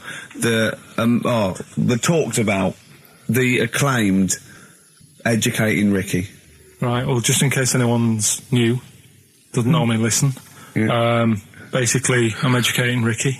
Yeah. Do a bit of research in a week, find stuff, news, history, anything that's interesting. 3 stories, I give them a nice little headline. You take your pick. Yeah. Between now and 3, you're going to learn 3 things. Yeah? Yeah. So, the headlines are... I'll be no buying one of them. Give us that again. I'll be no buying one of them. Nice, okay. Yeah. We've also got hippopotamus. Okay. And can you believe it? Can you believe it? Well, I'm going to go for hippopotamus. Hippopotamus? Right, well, this one, it's... I'm not going to take the credit here. I heard Christian talking about this on Breakfast, right? Because it's a good story that happened. Basically, I don't know if I told you about it last week when we were having our spaghetti, but I think you did. Right, I know what it is. I know what this is. Okay, I've not heard this. Right, there's a little midget. Right, there's a circus. I'm loving it already. Circus going on somewhere. I think it was in America. And Is that present day or old times? I'm talking like in the last 3 weeks. Okay. Right, little midget. Circus, really packed out show. People are loving it. Steve, you'll ask the same question I did. I know. So there's a little midget jumping up and down on a trampoline. What circus is this? Right? Pay good money to see it. So everyone's clapping, and he's getting carried away. Because he can't believe it's that. He can't believe they're loving it. I didn't know they'd like a little person on a trampoline, but they love me. But you know what it's like when if there's a crowd of people sort of encouraging you to sort of go higher and stuff. Yeah. And I'm sure he knew it was getting out of hand. But he was jumping and he was coming down the road going higher, and he's going really high in the air, right? So he's doing this. Crowd are clapping. There's a hippo, right, just sat next to the trampoline, getting ready to come on and do his act. Oh, right, I thought he was in the audience. Getting ready to do his act, Steve. Yeah. So he's a ventriloquist. What do you mean he's sitting by the trampoline waiting to do his act? Because why does he sit in the dressing room and they go, 5 minutes, Mr. Muss, 5 minutes, Mr. Muss. So anyway, right, so the hippo's there. He's getting annoyed, is he? Because the midget's He's going, how can I follow this? How can I, this is really annoying. They're going to be, no. So he's thinking, he's already done the trampoline, my pogo stick out, he's never going to work. Yeah, go on. So there's a hippo waiting. See, it's a great story, and I just know he embellishes it or it gets slightly wrong. Go on. So there's a midget jumping up and down. The hippo's getting annoyed. The crowd are going mad. The midget's loving it. Can't believe his luck. Although you think he probably knows he's dicing with danger. Yeah. So next thing you know, they're all saying higher, higher. He gives it one big, like, heavy sort of landing on the trampoline.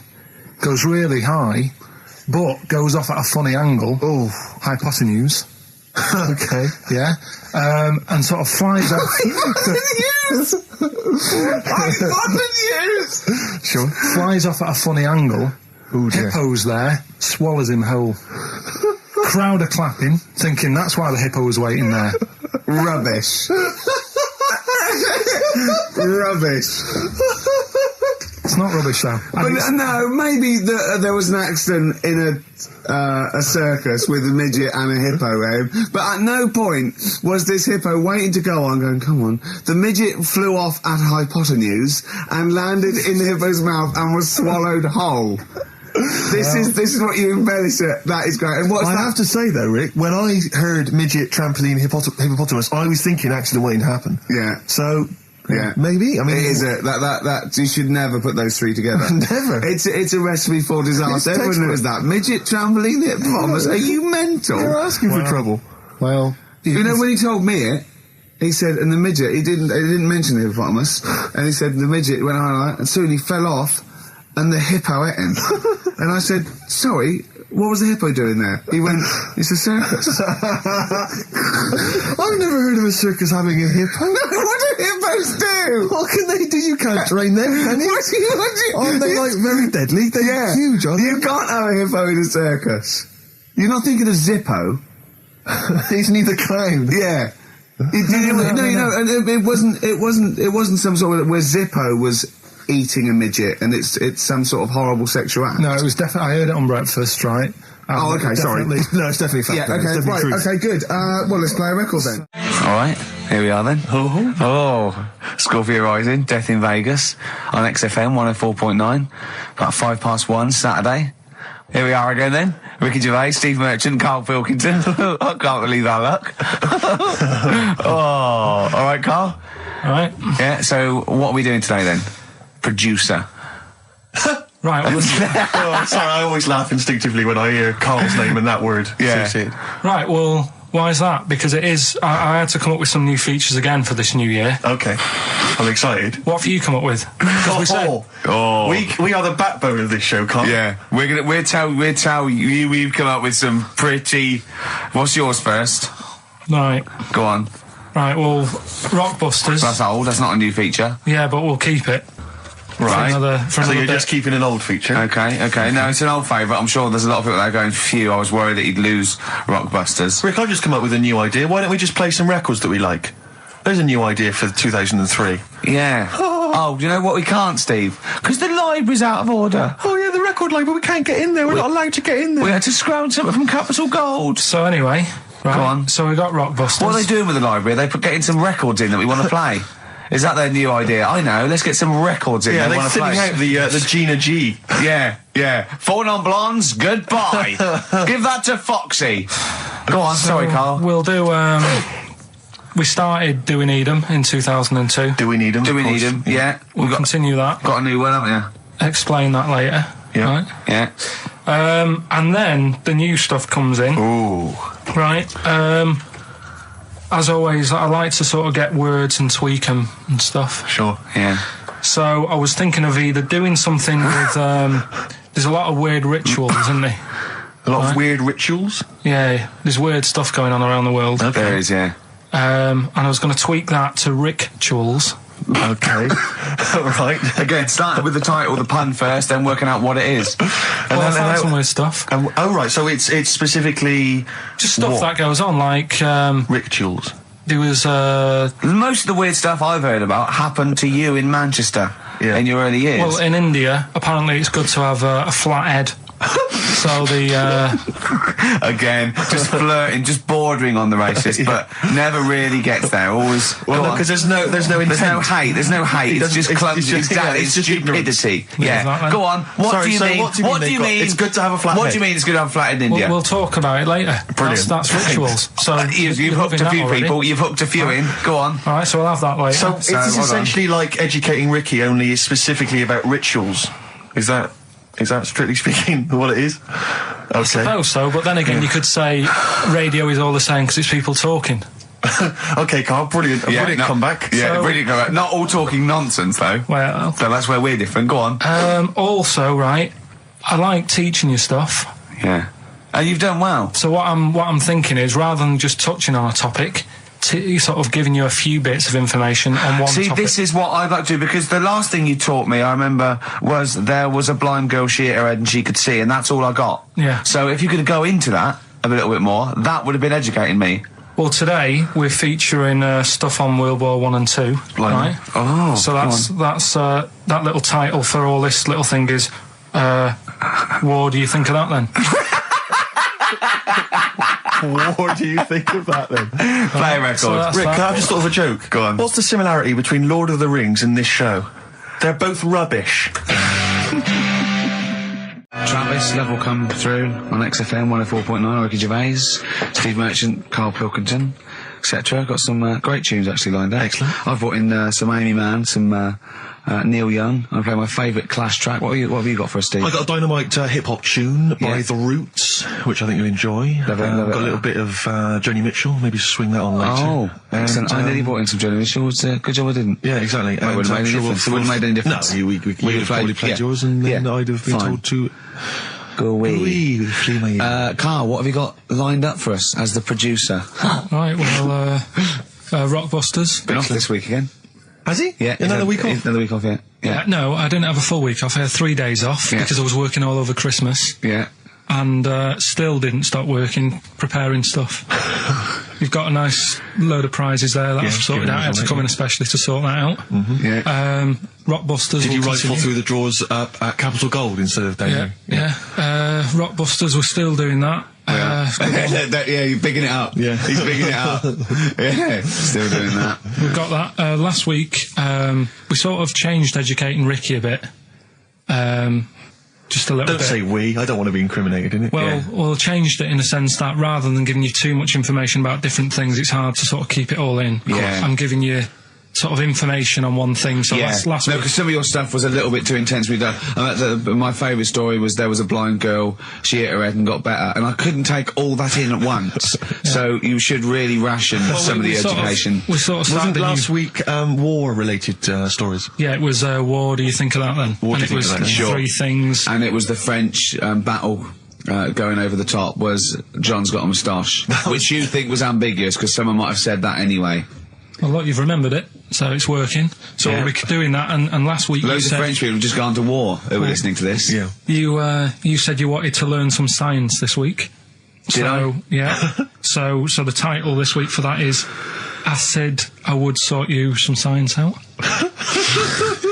Acid, because that's How long did that take you to come up with? Listen, well, you know, like, people love Carl. There's comedians come to me and go, Carl's the funniest man. They absolutely love him, right? But I think we're only seeing half of it, right? If we can get him on television, his face then, when he's told me that title, was like a child at Christmas. Yeah. He was so proud of it. He was excited what I was gonna. It was brilliant. It's a bit like when a child's drawn a picture in art class. You know you've got to stick it on the fridge, but you basically think it's crap. Yeah. It's very much like that. All right, Carl? Is that good? Yes. So we'll be doing that. Do we need them? Yeah. Have you got another one? Yeah, I've got another one. Looking at snails this Oh, week. Do yeah. we need snails? Do we need Because I know you're not a snails? fan of snails, are you? Well, after a bit of research, I found some good stuff out about like they sleep for 13 years, some of them, Yeah. and that. So we'll be looking into Ricky, that you later. tried that one, didn't you? Yeah, I know, yeah. We've got ritual, Yeah. Yeah. which is something that I told Ricky about. Yeah, well, last week's was brilliant. It's was good it? to have a flathead in India. It's good to have a flathead in India. That's brilliant. Yeah. Well, I'm gonna. that's about it. I'm gonna just play one of my favourite Smith tracks. Can I just make a request? So I'd quite like, if you've got time, to bring back, just for 1 week only, White Van Carl. Sure. Because there's some quite interesting topics this week. Oh, there's things happening in the world. There's some Carl things doesn't think there happening. is. No. There is a light that never goes out. The Flaming Lips. Yoshimi battles the Pink Robots on XFM 104.9. I'm Ricky Gervais. With me is Steve Merchant and Karl Pilkington. Good morning. I'm going to be honest. I'm going to own up straight away. I've done very little work towards this show this week. I'm a bit You busy. surprised me. Yeah. So I apologise if it sounds a bit sort of. Thanks for being honest, though. Well, Rick. no, I don't want people to go, oh, no, that was a bit shoddy this week. I hope it's not going to be that every week. Yeah. So it is because I've done very little preparation. Okay. So. Right. You know, Whereas normally. You'll probably have to help me out. All right. You have to do some of the work. Carl, you might have to help us out a little bit as well. I don't know, but I mean, 'cause I know Steve's done nothing towards it either. So the onus is on you a little bit here. I love the fact that it's still listed as either Ricky Gervais or Ricky Gervais and Stephen Merchant. In the, you know. Essentially, we don't need to be here, really. No, but I know now people listen for Carl. Everyone I've spoken to, for people on buses, to comedians like Ross Noble mentioned you the other day, and that they go. People on buses? I've never been on a bus. You haven't for been on a years. bus No. for like 12 years, Yeah. have I know. you? People on buses.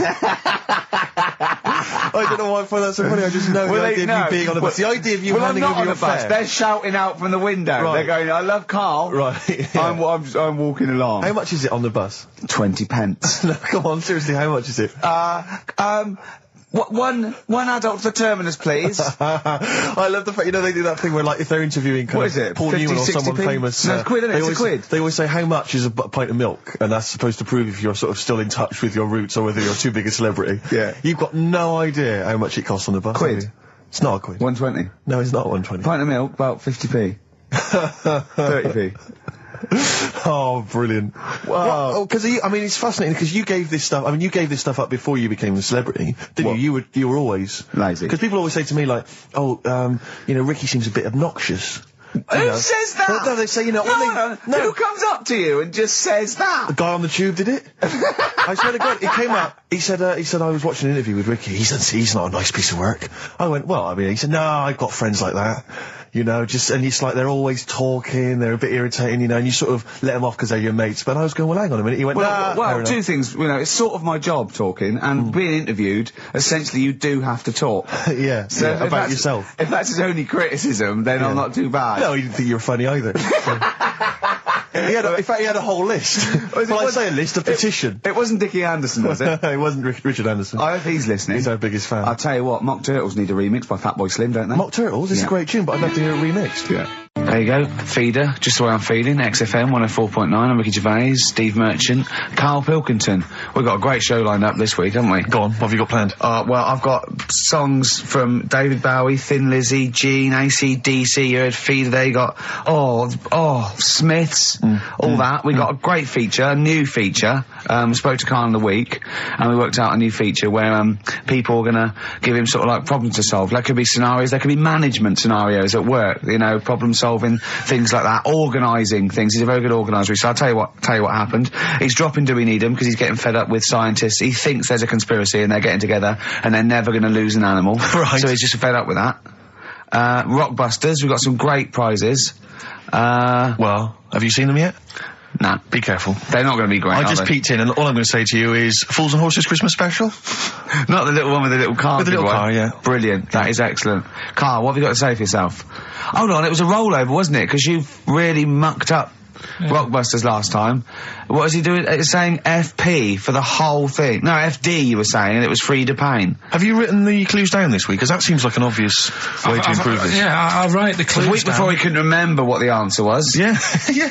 Yeah, but, you know, you learn by your mistakes and that. You don't. Well. So Shall yeah. I give you a little taster? We were having a pizza in a pizza establishment. When was it? Wednesday or Thursday? Yeah. And he was going, I'm a good organiser, I'm a good problem solver. Give me any scenario, right? Obviously he didn't say scenario. And I went, okay then, so you're the manager of this place, and there's a couple there, elderly couple, they're about 60. They've had a lovely meal. He went, yeah, right. I went, but the gentleman, he's got a little bit of a heart condition. He takes a pill after his meal, as he should, after meals. He's only taken Viagra. Oh. And now he's stuck in. Wedged in? Wedged in. We've all been there. It's gone, and it's stopping him getting out from the table. Yeah. So what would you do? He went, what? He's stuck in because of his dick. I went, yeah. He went, right. He said, I'd use the situation, I'd make cash. I said, you're not going anywhere, do you want a pudding? Entrepreneurial. I like it, Karl. And he went, so that's that sorted, I've got the job on that. Next, I went, okay. Now you won't believe it. Next day, there's a little problem in the toilets. Two gay men were having sex and they got stuck in each other. Yeah. He went, right. I'd say, is it the same fella as yesterday with the Viagra? If so, why was he let in again? He was on the door. Yeah. I went, it's not. It's too different. He goes, right. Does his wife know he's cheating on him? Yeah. He went, right, I'd go down. I'd go, and then he went, I'd say this isn't a restaurant problem, call an ambulance. Strictly speaking, not a restaurant problem, no. But am I right? Huh? Am I right? Well, I don't know. Would you give me the job if say, like, you were the boss of that restaurant and you... Do you know what I like about this? At no point did he say, Gervais, why are you being so mental? Yeah. Why would someone get stuck because they took Viagra by mistake and two people get stuck in each other? But you've heard the stories from his past. That is a perfectly legitimate situation to find yourself in. You grew up in his part of What would you Manchester. do if there was two fellas with big heads and webbed feet and they had a horse in a... Well, what I'd do is... What would you do? What did you do when you first saw them? What, saw the kids lads with the big heads and Yeah. We should very quickly remind people, if they didn't listen to that particular show, they had webbed hands. Yeah. Did they, or webbed feet? Well, they had webbed hands. Right. And big and heads. enormous heads. But it wasn't related. But they weren't related I know, to each they were other. completely No, separate but I'm people. saying that the webbed hands isn't due to the fact they've got a big head. No, sure. It's two different things. We're just unlucky. Yeah. No, hold on. If they weren't related and they both had webbed hands and big heads, I'm saying there was a condition that was related that had those two. I don't think it was. So what do you think the chances of that are? They're not related, and he goes, "Oh, you got a big head and webbed hands as well." Yeah, just a coincidence, isn't it? Yeah. I honestly don't think it was related. Right. Because I've since seen the same problem again on another kid with a big head. His hands look good. Right, so do you think the big head is just a separate issue? Yeah, it's a totally different illness. It's like having a headache and a cold at the same time. Right, so not always connected. But the weird thing is, right, looking around in the week at weird stuff on the internet, there's this woman who's got a big head. Oh, yeah. And, she was fed up with it because when she was walking down the street, it was so big, she couldn't hold it up. Right. She couldn't hold it up. Oh God. Okay, shut up. So She couldn't hold it up. when she was walking, her eyes were hurting because she had to sort of look up all the time because her head was that heavy. Her chin was sort of balanced on her chest. Right. And she'd have to peek up, yeah. So she goes to the doctors, and this was after years and years, and said, I thought I could put up with it, but I can't. How big was her head? It's big, Rick. I don't know if it was like big because there wasn't a picture. I don't know if it was just big or a lot of bone. So it was heavy. Very heavy. Right, like the Elephant Man, just So yeah, outcrops. right. So the doctor said, we can sort that out. But we'll have to take your head off. Right. Okay, Listen keep to this. going. Listen, Okay, keep going. Because what you don't seem to understand is I had the same reaction to you when I see it. Yeah. What? Right? You're quizzical yourself. So I looked at it. They took her head off, chipped away a bit of the bone, made her head lighter, put it back on. Right, play the Smiths. They took a woman's head off. Yeah, this is asked by the Smiths. And if you'd like to ask Karl something, details coming up soon. Badly drawn boy. Born again on XFM 104.9. Here we are then. Ricky Gervais with me, Steve Merchant and Karl Pilkington. Raring to go. He's a bit grumpy, Karl. Woken up at 8 Because he's o'clock. from the north. Yeah, because he's in London. Yeah. And London's rubbish, right, isn't it? Oh. Working you can't even get a Band-Aid in London, can you? Or grouting. In Manchester, I could walk to the next shop and definitely get some Flash or maybe some Vim. You can't get it down here. You got to go to a trendy bistro, haven't you? Karl, why are you grumpy? I told you before, I'm just a little bit tired today. Because he had to get up. The builders next door woke him up. No. He's always going about his hours. Those builders probably got up at 6. Yeah, but to I get can there at understand builders who get up early because they're building outside and they've got to get the job done before it gets dark. But he's working in someone's lounge. If it gets dark, put the light on. It's not a problem. So why is he starting work at like 7 o'clock in the morning? Well, because the builders get paid by the day. And if you get a builder there and go, I'll just do 11 till 3, he's not going to go, I'll tell you what, love, just give me 40 quid. I didn't do a whole day. It's a day's work, isn't it? So you want to get the most out of them, don't you? Plus, he probably wants to finish early so he can have a good night out. Yeah, it's a Saturday night. You know what I mean? He wants to... Yeah, he wants to get at least 15 pints in. And he was cheery. I bet he was whistling and, dancing around and tapping, so I don't know how you can be annoyed at that. Why don't you get earplugs? I don't like the idea of earplugs. Why? Because I live in a flat, so it's not as if I'm looking after my house, right? I know. Already, I've lost you. No. That wasn't even a whole sentence, and I don't know what you're talking about. No, but what I mean is, if you live in a house, right? You know that you've turned the lights off downstairs. You know you haven't got a frying pan on, right? Right. Okay, So, not really. Keep him going. But I live in a flat, and I don't know what the other people are like. There might be some daft people in there who God, don't, imagine that. right? Who don't turn stuff off. Now, if I have earplugs and the fire alarm's going off, I'm not going to hear it. I'm going to have a good sleep, but who knows what could happen? So I don't like earplugs. It's not safe Okay. if you live in a block of flats. But I think you'll find, because I've used them, I think you'll find that a fire alarm will cut through I the wear them earplugs. sometimes if it's noisy or I want to go to bed early or something, and I hear my alarm clock, and it goes beep, beep, beep, beep, beep, beep, beep. It's All right, that then. loud. Okay, well- And a fire alarm is deafening. All right. So we've talked in the past about snails who sleep for 13 years. No, you have. That's never been confirmed. In fact, the expert hadn't heard of it. Well, they do. Okay. I read it on different sites. Okay. So how much does it take to wake them up? Got you. What do you mean? Well, they sleep for 13 years. Yeah, but it's probably. But I don't know what you mean by sleep. It's not the same sort of pattern that we have in a mollusk, is it? There's different. What is sleep? It's when you're sort of shut down, and But they can estivate. They can actually literally no, but shut they didn't down. say that. They said they sleep for 13 years.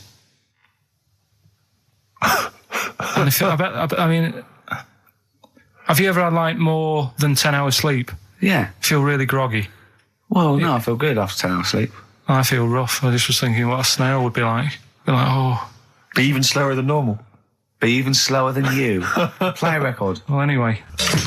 Email in if you know what on earth Karl's talking about. Ever.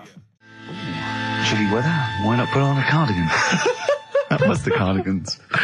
And for what it's worth, a lovely tune there. Oh, that's a joy. We should definitely talk like that more. XFM 104.9. Ricky Gervais, Steve Merchant, Karl Pilkington, all right? All right. Yeah. Well, we got a jam-packed show today. Go on. We got so many we got more features than Karl's got on his face, which is about the same as Morph. Yeah. Very few. It's just really a head, isn't it? A little. That's where I've seen him before. More. On Take Heart. Yeah. We've got Rockbusters. That's Have we? still No, going you know strong. my feelings on that. No, Fair but enough. he's said he's going to buck his ideas up. We've got chimpanzee that. Carl finds an amusing monkey or ape related story. We've got Carl in a film again. Right, excellent. Yeah, we've had a lot of Look, great response from that, Carl, on the internet. It was on the my email. favourite thing we've done. People raving about that. Can we say what the film is this week? Excuse my French, we've got some bloody great music. Oh, pardonnez-moi. Wow, I don't know. I can't speak French. I will try and start. Well, I'll just give you a taste. We got Oasis, Cardigans, you just heard there. We got Lloyd Carl. We got a bit of Pretenders coming up. Eminem, Feeder, Coldplay, all the greats. Can I play you some TJ's Fan Club later? Yeah. What should we have now? Oasis. Go on, Yeah. Brilliant. White Stripes, Dead Leaves, and The Dirty Ground on XFM 104.9. I'm Ricky Gervais. With me, Steve Merchant, Karl Pilkington. We have got a great show lined up for you. Absolutely. Today it's just, Valentine's weekend, some love songs, Ooh. we've got some chat, and of course the competitions. I'll tell you what, I was walking here today, and the West End is crammed. There's helicopters, there's police, there's about 1 million people sort of just milling around, standing around with placards and stuff. I don't know what they're doing, but they've got too much time on now. They need a war. You don't read the newspapers, do you? Boring. Ooh, those boys can rock there. That's the Guns with all their roses. And Sweet Child of Mine. On XFM 104.9. I enjoyed that. Yeah. That was good. It rocks. I hope the audience was playing it loud like us. Yeah. Ricky Gervais, Steve Merchant, Karl Pilkington. Well, look at him yawning. How rude is that? Carl, what's wrong with you, man? Have you been up late? A little bit. Girlfriend was away, wasn't she, yesterday? Yeah, I always have a problem with that. I always have, because you don't go to bed, do you, early? Do you know what I mean? You sort of think, I just always find that thing that if, you're used to living with someone, Yeah. one of you will go, let's go to bed, then you'll go, alright. But when you're on your own, you go, You just forget to go to bed. I just stay up. Okay, stop eating now, Carl. You've ate all the food. That's just a plate. All right. Okay. Yeah. No, I stayed up and watched, there was a thing on about Dracula, Right. What, Dracula? and I found a flaw in it. Go on. Not the fact that he's the living dead and No. and drinks blood to stay alive and he doesn't reflect And he can in turn into a mirrors. bat. Well, And you can go on. the mirror thing, you can't look in mirrors, can he? Well, he can look in mirrors, but he can't see himself in a mirror. Yeah. That still doesn't work. Go Okay, on. go on. It doesn't work at all, Carl. It doesn't work Go anyway. on. Well, centre parting's always really neat. His centre parting's always... How does he do it if he can't look in the mirror? Blood on the floor or something it was called. Rubbish. I love the flaw in the Dracula film is that his centre parting's too neat. How does he do it without a mirror?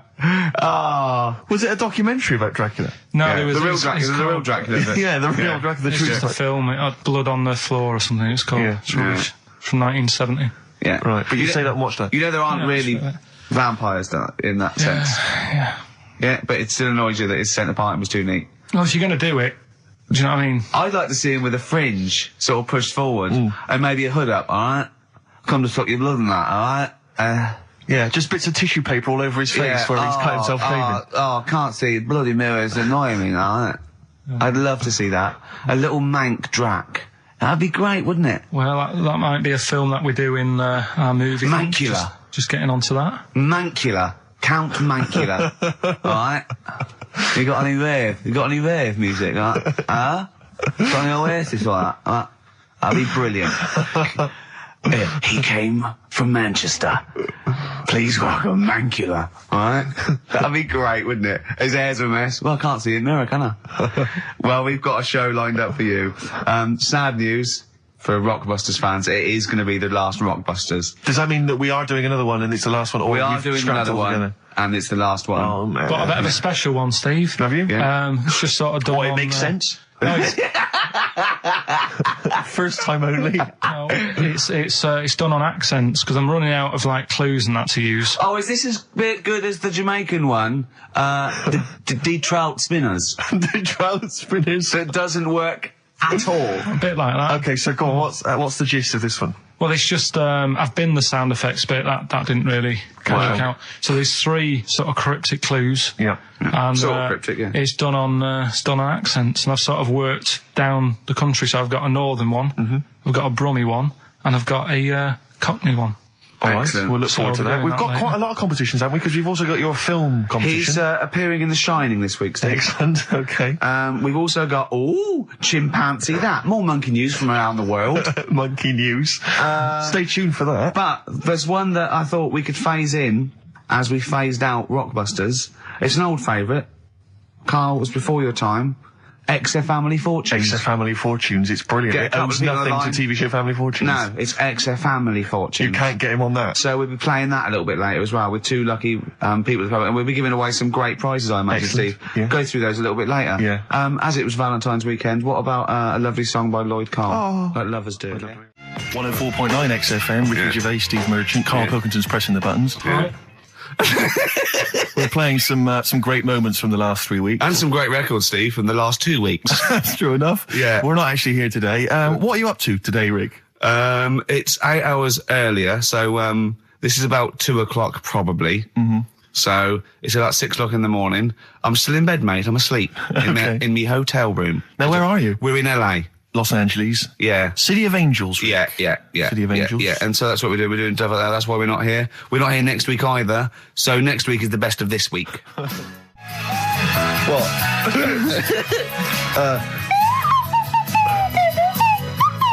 Someone's left one of those little things in here. It's brilliant, It's isn't it? amazing. What are they called, those things? I imagine just there. I was thinking of being in the front row at a Morrissey concert and going, can I just play along?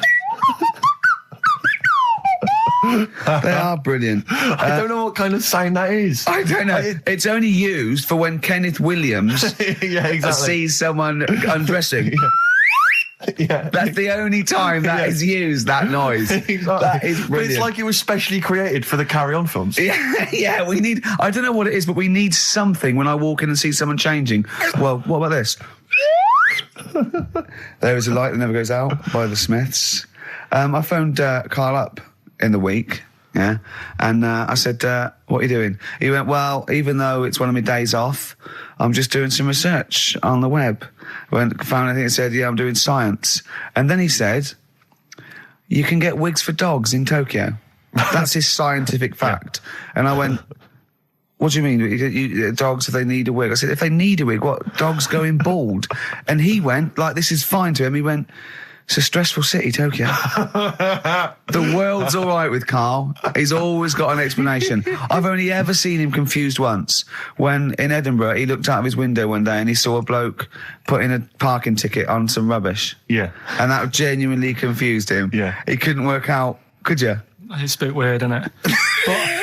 And the woman breastfeeding her 8-year-old child, you didn't like, did you? I don't like that. But what's the name? Animals with wigs. I kind of thought, after I put the phone down to you, kind of thought about it, thought, yeah, it's a bit daft, that. Are you sure he's not the ageing pop group? No. The Animals? But when you think, have you ever seen like a bald pet? No. It's weird. What do you mean? Because my mum, we had a cat, we used to get through loads of cats because we lived in a... Oh, God, it started early today, isn't it? What do you mean? It's only 10 past Just one. because What we are lived you on, doing? No, Running we a lived, restaurant? We lived on... Oh, God, what do you mean? No, we lived on like a main road. Oh, yeah. Right? So Yeah. we used to get through a lot of them. My dad It was kept their saying, risk. stop wasting money, it's not Stop good. wasting money, not wasting cats. Right, so anyway, we had this cat that was ill all the time. And It's just bag of nerves, probably. Yeah, malingerer. Yeah, I'm terrified. I'm going to which house? Rome. Oh, God, bloody hell. Rome. Don't let me go to the Pilkingtons. and he, for some reason, it kept being sick all the time. Right? Yeah, that is nerves. That's definitely nerves. So my mum kind of thought, I've had enough of this, and she shaved it. Whoa. Whoa. Now, I know you're not vets in your family, but what correlation did your mum think there was between it being sick and shaving it? Because it kept being sick, and it was a pain to wash, because it kept getting So caught she up. wanted a dry wipe cat. So Why didn't she just varnish it? What? it's weird. It's weird. Though. So now he's cold and sick. No, but not all of it. She left sort of the back half, but sort of from its waist, sort of. I love that. Shave it because it's sick on itself. And That is it was the genius. weirdest looking thing. I mean, normally I like cats. I'm always like giving yours a stroke on the head and that. Yeah. But as soon as she did that, it was like, oh, Yeah. Can't touch it. And then So now it's sick, cold, and hated. Yeah. Carl. It must have, I mean, the other cats must have been taking the mick out of it constantly. You're just making things worse. Did it get, I'm hoping that it got run over and was put out of its misery. no, I think it got all right, that one. Or is that the? Yeah, it did get run over. It did. Oh, God. Oh, dear. How many cats do you say you've got through? I'd say whilst I was living at home, I mean, it's still on the increase even though I'm not there. So whilst I was there, probably 5. God. Wow. Oh. Yeah. And were you upset each time, or you just got used to it? It's one of them things, isn't it? Like I've said before, when you first see something, it's a bit of a shock. Do you know what I mean? It's like the Elephant Man or whatever. Yeah. First time you see him, it's that sort of, oh, look at that. Do you remember the first time you saw Steve? No, I'm not being funny. Do you remember the first? Yeah, but I've said this before. It's always, then you get used to how people look and you don't... No. I'm going to burst. You have to play a record. No, but... Because I see Steve's face. No, but I've got used to it. Shut up. Well, here we are again, XFM, on a Saturday. Just gone 1 o'clock, Steve, if I'm very much mistaken. But we're not here as such. We're away again, gallivanting around. We've got to do the special sort of best of again. Okay. Which we did a few weeks ago. So this is the best of the last 3 weeks. Which I think it's the best 3 weeks we've ever had. But I'd like it condensed into 2 hours. Yeah. Yeah. Some great music as well in there. Yeah, there'll be some great music interspersed with fine chat that you've already heard. Yeah. Except this bit. This bit's new. We've actually, out of the kindness of our heart, we've come in last week. Yeah. Yeah. And we've done a few clips just because we felt a bit guilty about shooting off. Yeah. And I mean, leaving. even now, having heard this link, I'm beginning to wonder if it was worth our time. Oh, dear. You know, I've said in the past to you, Rick, that my grandparents, so I love them dearly, but it's like for the last 30 years, they've been waiting to die. I know, It's yeah. like they just sort of, it's like, you know, the novelty wore off of life. Life in the 50s. Yeah, they got kind of bored of it. Life, in the 40s, it was brilliant. All sat around the old Joanna as the bombs fell, singing. They loved that. The 50s, you know, that was great as well, because that was the post-war years. It was, you know, it was a bit tight in the pocket, but it was all right. Everyone pulled together. And then the 60s came along, all the crazy music, the funny hair. Let's stay in bed. They basically stayed in bed. And it was one Christmas when my grandmother said to my dad, what do you like for Christmas? What do you fancy for Christmas? And this must have been, I don't know, 20 years ago. She said, what do you fancy for Christmas, Ron? And he went, well, you know, I could do with a nice big kind of warm winter overcoat. She said, don't worry about that. Don't worry about that, because your father will be dead soon. It's right, you can have his. Meaning my granddad. Well, to be honest with you, my father's still waiting. Which is good news. Good news for my grandfather. Less good news for my dad. He's freezing. He's freezing. He finds out, how is he today? He's fine. Oh, okay. Oh, I'm freezing. It is such a weird mindset, that. I think it's that, to me, is what sums up people from that older generation, the 40s and 50s. And it seems to me that you've got that kind of mindset. It's like you were born in the 30s. And whenever you talk of your childhood, it's like you had like a baked potato to take to school. And a hoop and a stick is a Christmas gift. The other thing is, I think that that sort of generation, it seems that the man is dependent on the woman. There's a total dependence. Oh, absolutely, If she dies, he's done. Yes. He's done for. It just pine away. If he dies, she's got 30 years of pottering. Absolutely, yeah. Do you know what I mean? And going to, like, you know, the youth club and the church. I know what you mean, yeah. It's sort of like that. It's sad. Of course, it's sad for them, but it's sort of not the end of their life. No, sure. And it sort of is the other way around. I don't know why that is. Yeah. It's terrible. That's a little melancholy thought for I know, I've Christmas really brought it. You brought it down. You've brought it down. I've brought it. This isn't a nice show at all. This is terrible. Well, we're going to have people just killing themselves. What? Well, I didn't really want to make it a Christmassy type show because I don't really like it. Oh, he's done it again. What, you did Christmas once, didn't like it? No, my dad always said... All right, steady on. Dad said Christmas morning was for, like, you know, for me. So he used to stay in bed. So he never... That's brilliant. That's a great thing to say, isn't it? Yeah. Christmas morning's for you. Run wild. Do what you want. Just don't bother me. I'm going to Honolulu for 2 weeks. That's great. Dad, it's Christmas. Do I have to do anything? No. So my mum used to get up because she used to like to see my face light up, you know, when I open my presents. And then... to give fireworks. And then I'd have to go to my bedroom from about 6 o'clock onwards because, like, my mum and dad were into having big Christmas parties and I wasn't, like, old enough to go. Right. So they'd say, right, you know, you've had your fun there, you go up to your bedroom, stay in there. Really? Yeah, I remember one year, right, I got a train set, that's what I wanted. Yeah. Right? It's brilliant. Playing with it all day. I thought, I don't mind about the party, I'm happy staying up here, playing with this. Brother comes in, he's had a few, right, he's going, yeah, I'll give us a go on your train. How old is set. He's a bit older than me, so he might have been like, let's see. Well, let him be must 18. Yeah, probably about 18, 19, And how old something were like that. I had a train set, so I don't know, about 14. something like that. Yeah. Right, so I'm playing on that, loving it and stuff. And then he comes in and goes, oh, give us a go. He turns the transformer up to like 14. He went really fast for about 5 seconds, broke it, and then he went back downstairs. Wow. So Christmas, I hadn't even got to Sounds Christmas like Day. the Conservative government with British Rail. Satire, that is. Rick, I just thought that there's satire. It's If there's any saying- satirical it's- shows listening or it doesn't work. It magazines, doesn't work in any way because there's the analogy falls down apart from there being a train. think it through though. British Rail was trains. Yeah. And the government broke the trains in many ways. They didn't break them, like not officially breaking them, but they kind of. It does work. It's perfect. Oh, I'm pretty pleased with that. And I can't. And no one's asked him to be on. Have I got news for you? It's weird, isn't it? 'Cause it- it's strange that when Yeah. you've got a satirical mind that's as quick as that. Yeah. All And right. he's broke your little train set. So what did you do?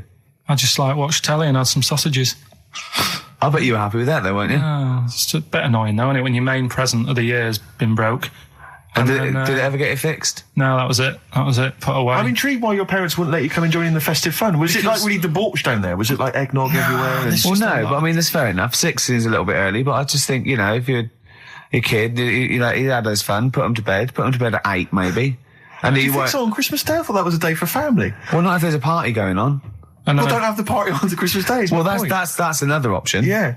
Your parents are weird, aren't they? A strange breed. Well, I think that was the year, right? You're talking about buying presents and stuff. I think I did treat my mum to. I didn't buy my dad anything. I think that was like when I got a bit older, I used to get my dad something because he wasn't that bothered anyway. No. So got my mum. There was a cheap shop, right? Of course. Thank God for that. Called Snips. Right? So I went in there and I thought, let's see what I can get her. And remember Victoria Plum? I don't think so. Well, it's like a fairy character. Right. Right. And my mum's into gnomes and stuff, right? So I thought, right. She must be pleased with you, then. Victoria Plum. I was thinking, is that one of the neighbours? Is it like a brandy Do you liqueur? remember Victoria Plum? Victoria Plum. Victoria Plum, yeah, it's like a little fictional sort of character, right? Okay. So I saw it. I thought, yeah, she'll love that, right? So I did my paper round, saved up for 2 weeks, right? Oh. Got that sorted. Went to Snips, bought the Victoria Plum. Next day, I'm in town with her, right? So I think, I know what I'll do. I said, come in here a minute, right? So we go in and we're looking around, and I tested her, right? I went, look at that there. That's all right, isn't it? And she goes, oh, it's bloody awful. Oh, Carl. Oh, Carl. Oh, God. So then Christmas Day comes. I said, don't bother opening it. She said, no, why? I said, Oh, "Don't." no. Why did you still give it to her? So, well, it's too late. I'd already bought it. Oh, Carl. So she opened it, and I was like, and she said, oh, that's nice. I said, why are you saying that? I said, the other day, said it's bloody awful. She said, oh, no, I thought you were pointing at something else. Oh, no. So that's why I don't get anyone anything anymore. Oh, God. Play a record. Oh, God. Oh. Beautiful day. You too, to kick off the show, Steve. Absolutely. The Ricky Gervais Show with Steve Merchant. Hello there. And Claire Sturgis. Hello, Indeed. boys. Carl's ill. Well, he's not here. I mean, I never believe people when they're ill. I think they're always malingering. I never take any days off work. I just think you can drag yourself in unless it's life-threatening or... To be fair, Rick, can I just stop you there? It's not so much that you take days off as you'll just suddenly decide around lunchtime that you've overeaten and you need to go and lie down. But I'm my own with boss. a cold compress. Yeah, and but a I'm my Swedish own... masseuse. I'm my own boss. Yeah. So it's In not a so much you darkened take days room. off. It's not so much you take days off as you never actually do a full day's work. Yeah, You actually exactly. prevent that straight away. I never take that hour and a half off a day. Exactly. XFM 104.9. So what's the story, Claire? Do you know anything about Carl? Do you know what his illness is? I think he's got this sort of cold virus that's going around. He phoned me yesterday. He did sound poorly in his defence. A little Poorly. bit croaky. Well, I'll tell you what. He coughed a bit. I'm not being funny. He better be in hospital. To miss this show. To miss this show. Flagship show of the week on XFM. Do you know, you are right, because, and you've been away, haven't you? You know, Been away he's 2 missed you. weeks. We had the best off again. But let's put out the best of. Yeah. Let's put out the best of the last 2 weeks, shall we? Yeah. I mean, we're going to try and get him on the phone. We're going to phone him, and I want him to really explain himself because, you know, I think he's malingering, to be honest. Well, he phoned me in the week and he said, Steve, don't forget, there's a documentary on Friday night about Oliver the humanzi, the human monkey. He said to me, it's going to be brilliant. And it wasn't. And it wasn't brilliant. It was. I specially stayed in and watched it. I taped it and watched it afterwards, and I've never seen so much hype and desperation. They kept showing the same clip of this chimpanzee that walked upright like a lot of chimps can. Exactly, right? yeah. It lost its hair, so it was half human, because all humans are bald. Yeah. So that's the half human bit. It didn't have hair. I'm sorry, humans do have hair on their heads. Yes. The other thing was this desperation to go, could it be half chimp? No. It's a chimp that superficially looks less like a chimp than other chimps. So Lee Evans looks a bit like a chimp. Is he half chimp, half human? Yeah. No, he's a human who looks a bit like a chimp. That's libelous. Yeah. That's a bit insulting, isn't it? Have you Should we there. just play some music? Yeah, now? I'm really sorry about that. I'll get back to you on that. TikTok, that's Coldplay and Clocks on XFM 104.9. With Actually, can I tell you a Coldplay coming in a couple of weeks' time to co-host Zoe Ball's show? Right, 1, don't ever interrupt me. 2, don't tell them about other people's shows. No. Okay, moving on, thank you. Please do not mention that there are any other television celebrities on this channel, on this station. We don't want to convince people it's only Ricky. But the interruption was the main thing. Sorry. Well, we can't get hold of Carl, right? We looked, it's got his old number out there. His home number? Yeah, it's a hold on. So, we went to the new records. He hasn't even given him this new home number. So something's funny going on. He doesn't want to be contacted. He hasn't given me his home number. I've tracked down a friend who's looking it for us. That phone might ring any moment. I apologise for that. But why is Carl not available? It's interesting that neither you or I, and I like to think of ourselves as being fairly close friends of Carl. Yeah. We have made him the man he is today. We cannot get in touch with him. In We the cannot same way, contact in the him. same way that bloke bought Oliver. Sure. I think that Carl is now ours. Yeah, Yeah. exactly. Well, exactly. I think very much that's true. Yeah, Yeah. Carl is very much like a humanzi. If in we many look, ways. we're going to lose contact with him and find him 5 years in a circus in Manchester. Exactly. They're doing experiments on him. Yeah. They're We going. can't figure him out. Yeah. Well, there's something wrong with He his looks like chromosome. a human, but He acts like because usually humans stand upright. Yeah. And Carl likes to walk on all fours whenever he can. yeah, he's not interested in other human women. He's only interested in apes. Yeah. It doesn't make sense. Oh my God. And he's bald. He is bald. Oh look, there's as much evidence And- for Carl being a humanzi as Oliver. Yeah. I think there's more. And Well, Carl barely walks upright. I know. Scared of fire. Yeah, I know. It is interesting, isn't it? Oliver was built, wasn't he? Yeah. I ball. don't know. It was Why were you looking, Rick? I'm interested that you I couldn't. What your eyes were kind of uncontrollably drawn Steve, they were towards just his. there. No, I didn't say anything. I was just looking at his face. No, Sorry, Rick, but if there's something you want to get off your chest. yeah, and that was the human part of it then, was it? Being built like that, because Yeah. that's humans. But Yeah. although Carl's is very tiny and hidden behind, and I've noticed something else as well. He's got a big red arse, That's true. hasn't he? Yeah. It's all beginning to slot into place. And I've seen him climb up a cabinet and eat a banana as well, just over lunchtime. And peel it with his toes. It's all coming together. Yeah. Right, we're going to track him down because he's malingering. He's definitely malingering. Yeah. I'll tell you what, he's at home now in the garden swinging on his tyre. He's not ill. I think more truthfully, someone said to me that I said Carl might be ill. They said, right, are you not going to do the radio show then? Well, that's what annoys me. I mean, that's the biggest problem is that, Yeah. let's be honest, we haven't got anything without All Carl. we've got is the hook. People are staying listening because eventually they think we might get through to him at home. Yeah. And there'll be fun on this show to be had. If we don't get in touch with Carl, I think we may as well just shoot off and leave Claire to do the show. I've on her got some own. great music. Is that not Well, is it's a small. Well, you could small, leave the music with conversation. me. I could just play There's not it. many reasons That is true, anyway isn't it? supposed to be here. Okay, well, play some great music now, play Steve. a great tune. Okay, Sure. wedding present, Steve. Yeah, I'll explain what it is afterwards. Just play it. It's a joy. There's a monkey theme. There is a monkey There is a theme. monkey connection. Call in if you know the answer. Clocks from the Coldplay on XFM 104.9. I'm Ricky Gervais, with me Steve Merchant, and back Karl Pilkington. Hey. He's raring to go. It's nice when you have a bit of time off, isn't it? Yeah, how long have you had off now? About then, 3 Carl? weeks. About About 3 is it? weeks, yeah. We can't do that because we're sort of self-employed. We'd be letting people down, but it's different when you get paid anyway, whether you turn up or not. But good to have you back. I'm never off ill. No, That's the good- first time I've ever been off ill. Like, Well, no, I mean, just you're off 2 weeks and then you're off No, I just wish I was the kind of person who could let down an audience I know, of regular really, listeners. Yeah, but like I say, Well, no, we spoke to you. You weren't that bad. A cold, you don't go home for a cold. We were discussing this last night in the pub, and you don't go home for a cold. Okay, so moving on. What have we got then? We got some great cold, songs. though. I've brought in the Smiths. I've brought in Buzz Cox. I've brought in Neil Young. I know Steve's got some hip hop. Some great hip-hop. I've got Hooray! some great Elvis Costello. It's going to be great. Carl, come on, concentrate. You've been away for 3 it's weeks. just annoying. No, stop saying that. What? Because you're annoying me now. Why? Oh, that what what do you do? Go home ill? Oh, he's annoyed me. Oh, has he? Yeah, I got wet jeans. I'm a little bit annoyed. Can I have some time off but still get paid? Yes, of course you can, Steve, Carl. right? He called me up, winding me up about this, and right, I'm 30, right? I'm 30 now. I can only remember being off 2 times. Oh, his memory's going as well. You had some time off. And both of them were when I was at school. School? What's school? One when it was windy. Why did you have time off? Because it was windy. But to be honest, Carl, that lasted for 7 years.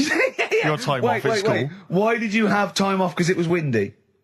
Were you windy, or was it windy outside? No, it was like when Your auntie wasn't out the window, was she? when the winds were bad in the 70s, and my mum said, "Oh, Whoa. What? I remember space operas and flares. I don't remember the winds being bad in the 70s.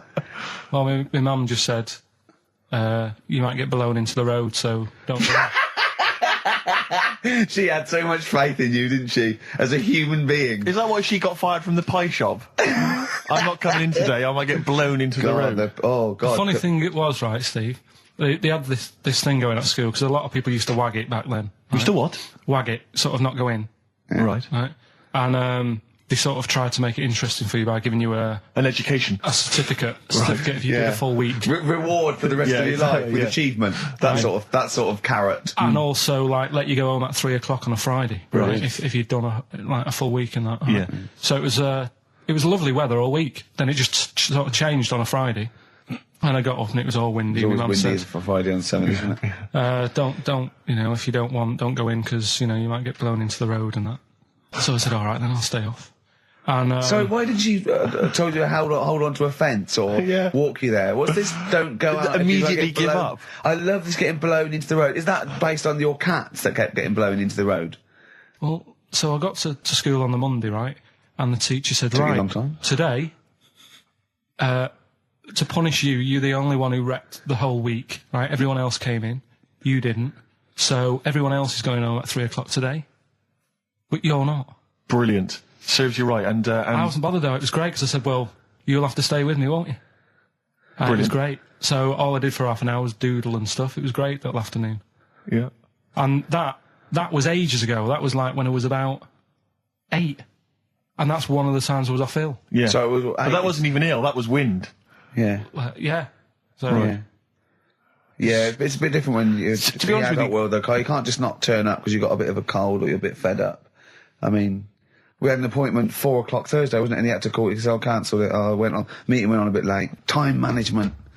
Get things done. If it was important, you'd get it done. Play a record, Carl. pull your finger out, please. Oh, that's them Red Hot Chili Peppers, and they can't stop. I'm Ricky Gervais, with me Steve Merchant and Karl Pilkington. You're listening to XFM 104.9. Coming through today, it's noisy again out there. It's a nightmare. A lot of people marching up and down. What's that about? Well, from what I can work out, there's hundreds of them, millions of them, and they're all shouting really loudly. What do we want? Peace. When do we want it? Now. What do we want? Peace. I want to go, shush. Yeah, We all want a bit of peace on a Saturday. Yes. Keep it down. Please, I can barely hear myself think. I know. And he's not listening. Tony's not listening. He can't hear you from there. You may as well give up. He's not listening. There was 1 million of you last time. It didn't do anything. Hey, but Steve, there's no attitude. You know what? I couldn't find Boy George's War is Stupid, so here's a bit of Dylan. Bob Dylan. The times, they are a-changing. The thing is, Rick, it makes me wonder if the times, are they changing? I mean, it seems to me that life's pretty much the same as it was way back in the 60s when Bob Dylan wrote that song. Got any idea what you're talking about? No idea whatsoever. You don't really know about politics, do you? Know anything about it. Don't even read the papers. Got no interest, really. Yeah. Not particularly informed. My life's cushy. Won some awards and stuff. Doesn't bother me. So, On a serious note, though, it is a bit worrying. I want somebody to put on my... Do I have to get gas masks or something? No, because there are guys out there in Leicester Square today wearing novelty hats. If they don't sort this war out, then no one can. Okay, well, I'm not talking about it. You would worry about it. I would worry about it. Well, you, maybe Steve. Why? Sort of people who are successful are worrying about it more than other people. Just because, they've got more to lose, haven't they? Right. No, do you know what I mean? You see, like, Bruce Willis on the telly saying, oh, it's not good, is it? And it's because he's got a big house and loads of cars. If you live, you know, on a council estate, it's like, well, if it gets bombed, probably doing us all a favour, we'll get nice new blocks of flats to live in and that. It happened with Manchester, with the bomb that happened, and they bombed the Andale Centre. Did us a favour. Got a nice new Marks and Spencers and that. So this puts a whole new twist to the argument when people say bombing the world's poorest countries is wrong. Because I remember when the Afghan problem was on, people were saying bombing the world's poorest country is wrong, but it's like home improvement, according to you, then. Yeah. Because they've got a brand new B&Q, have they, over there? They're popping down there every Sunday. Anyway, let's not go on about it, because... Well, think what you're saying. Yeah, I know. My family was killed, but look, a carpet warehouse. Yeah. Do you know, I think, you know, people don't want to hear about this today from us. They want to hear, you know, the new features, the songs of phrase. What song's a phrase? It's the feature we started last week, where we take clips of songs, we make up a phrase from the show. I mean, a famous phrase, last week's world famous phrase was, there's this airy Chinese kid, you'll remember. Yes. Well, it was called Crosswords last week, but Phil emailed in a good suggestion and said call it Songs of Phrase. Brilliant. Songs of phrase. Songs of phrase, but perfect. So are we still going with Cheapest Chimps? We're persevering with that, aren't we? Got some Cheapest Chimps lined up. We'll be doing that before 3 o'clock. Yeah. Great. Again, who else can say that? So good. So for the next 2 hours, everyone should just bury their head in the sand, ignore the world's problems, and enjoy features such as Cheapest Chimps and songs of phrase. And a bit of Shearing Braves. Oh, class. The SIBO, the bitter end on XFM 104.9. I'm Ricky Gervais. With me is both Stephen Merchant and Karl, the K-Man, Pilkington. Oh. So... you've already got that. That's safe. It's only 4 minutes past. You've had placebo and you've got us three. So you're definitely going home with that. Yeah, whatever that's happens. safe. That's on its way to the hospice. Exactly. You've banked that. Yeah. Now, do you want to gamble all that to go on and listen for another 2 hours? Well, you could walk away now and you're up. Yeah, you're up. You're already up. Right, that's brilliant. You have not wasted any time. Do you want to gamble that against another 2 hours? It might be shoddy. It might go downhill, but it might get even better, Karl. What do you say they do? Listen for another 2 hours? Yeah. See, we shouldn't have done that. We shouldn't have asked Karl, because a lot of them now are already taking what they've got. And what they've got is great, Rick. What they've got is lovely. Yeah. They're loving that. They're going to enjoy that. We have got monkey news. We've got Cheapest Chimps. That's not the same thing. How many radio stations have got two ape-related simian features? Rick, can I point out now, a lot of people are making that mistake. A lot of people are thinking that monkey news is exactly the same as Cheapest Chimps. It's not. Let's keep that clear. It's not. It's in the same ballpark, but it's not the same. There are apes. They're involved. They're involved. Yeah. We've also got some great music. Yeah. We've got an amusing sketch about a fly. He's looking forward to that. Oh, and Mystique are dropping in. Let's hope the Mystique ladies are coming in. Singing I want to kick off with a song that is, you know, you've got like half a dozen posing songs that when you're sort of like between 40 and 18, they were the ones you'd put on to get ready to go out or just pose around or be that pop star or think you're on stage or whatever or in the video. Yeah. And embarrassingly, I dug this out and I remembered I used to post this like a mother when I was about 14, right? It's his Street Life by Roxy Music. You used to do... Mine was Oops Upside Your Head. Yeah. It was just me on the floor in my bedroom. One day there'll be other people in this imaginary pose. yeah. Elbows going everywhere, knocking over vases. Yeah. But then I remember later, it was Black Lace's Superman, which is something similar. Do you remember that? That was brilliant. Wow. Spray, ski, da-ding, da-ding. If you've out there in Radioland got any funny jokes, then call in. Email them in, because we need some. Hickory Dickory Docks, some lads there just wrote a song called Clocks. The lads are Coldplay. And the song is? Clocks. I'm Ricky Gervais, with me Steve Merchant, Karl Pilkington, pressing the little buttons there. XFM 104.9. What's that little Well, I think I do more than press the buttons. Right, see, this is it, right? Karl has had a little strop on since last night, okay? And He's had a little strop on? Yeah. You said strop on. I just wanted to clarify. And I don't know why. He says that I'm an annoying person. He says that I wound him up, right? Which I don't know. He says that you're winding up because you're sort of like negative about everything. Negative? Yeah. And, but what I think it is because we pointed out that his lateness is unacceptable. Yeah. He said, meet you at 6. He turned up at 20 past. He said, well, someone stopped me in the corridor. I don't care. I've got stuff to do. We had stuff to do. I think we're a bit busier than you, Carl. You've got one job. We've got loads of jobs. I keep telling you that. Yeah. You got one job in a little room, a 9 to 5 there, that you don't even get done in 9 to 5. That's why you're late and mucking around all the time. There's loads of work to do. Yeah, one job. No, cool. It's not. It's one job with a lot of other jobs in it. It's like those little Russian dolls you get. Right? Well, it's not, is have it? a go. Yeah, it is. Yeah. Everyone thinks, he only sits in his studio messing about, making songs a phrase. That's what I do in my free time. Which we've got coming up later. Super slick.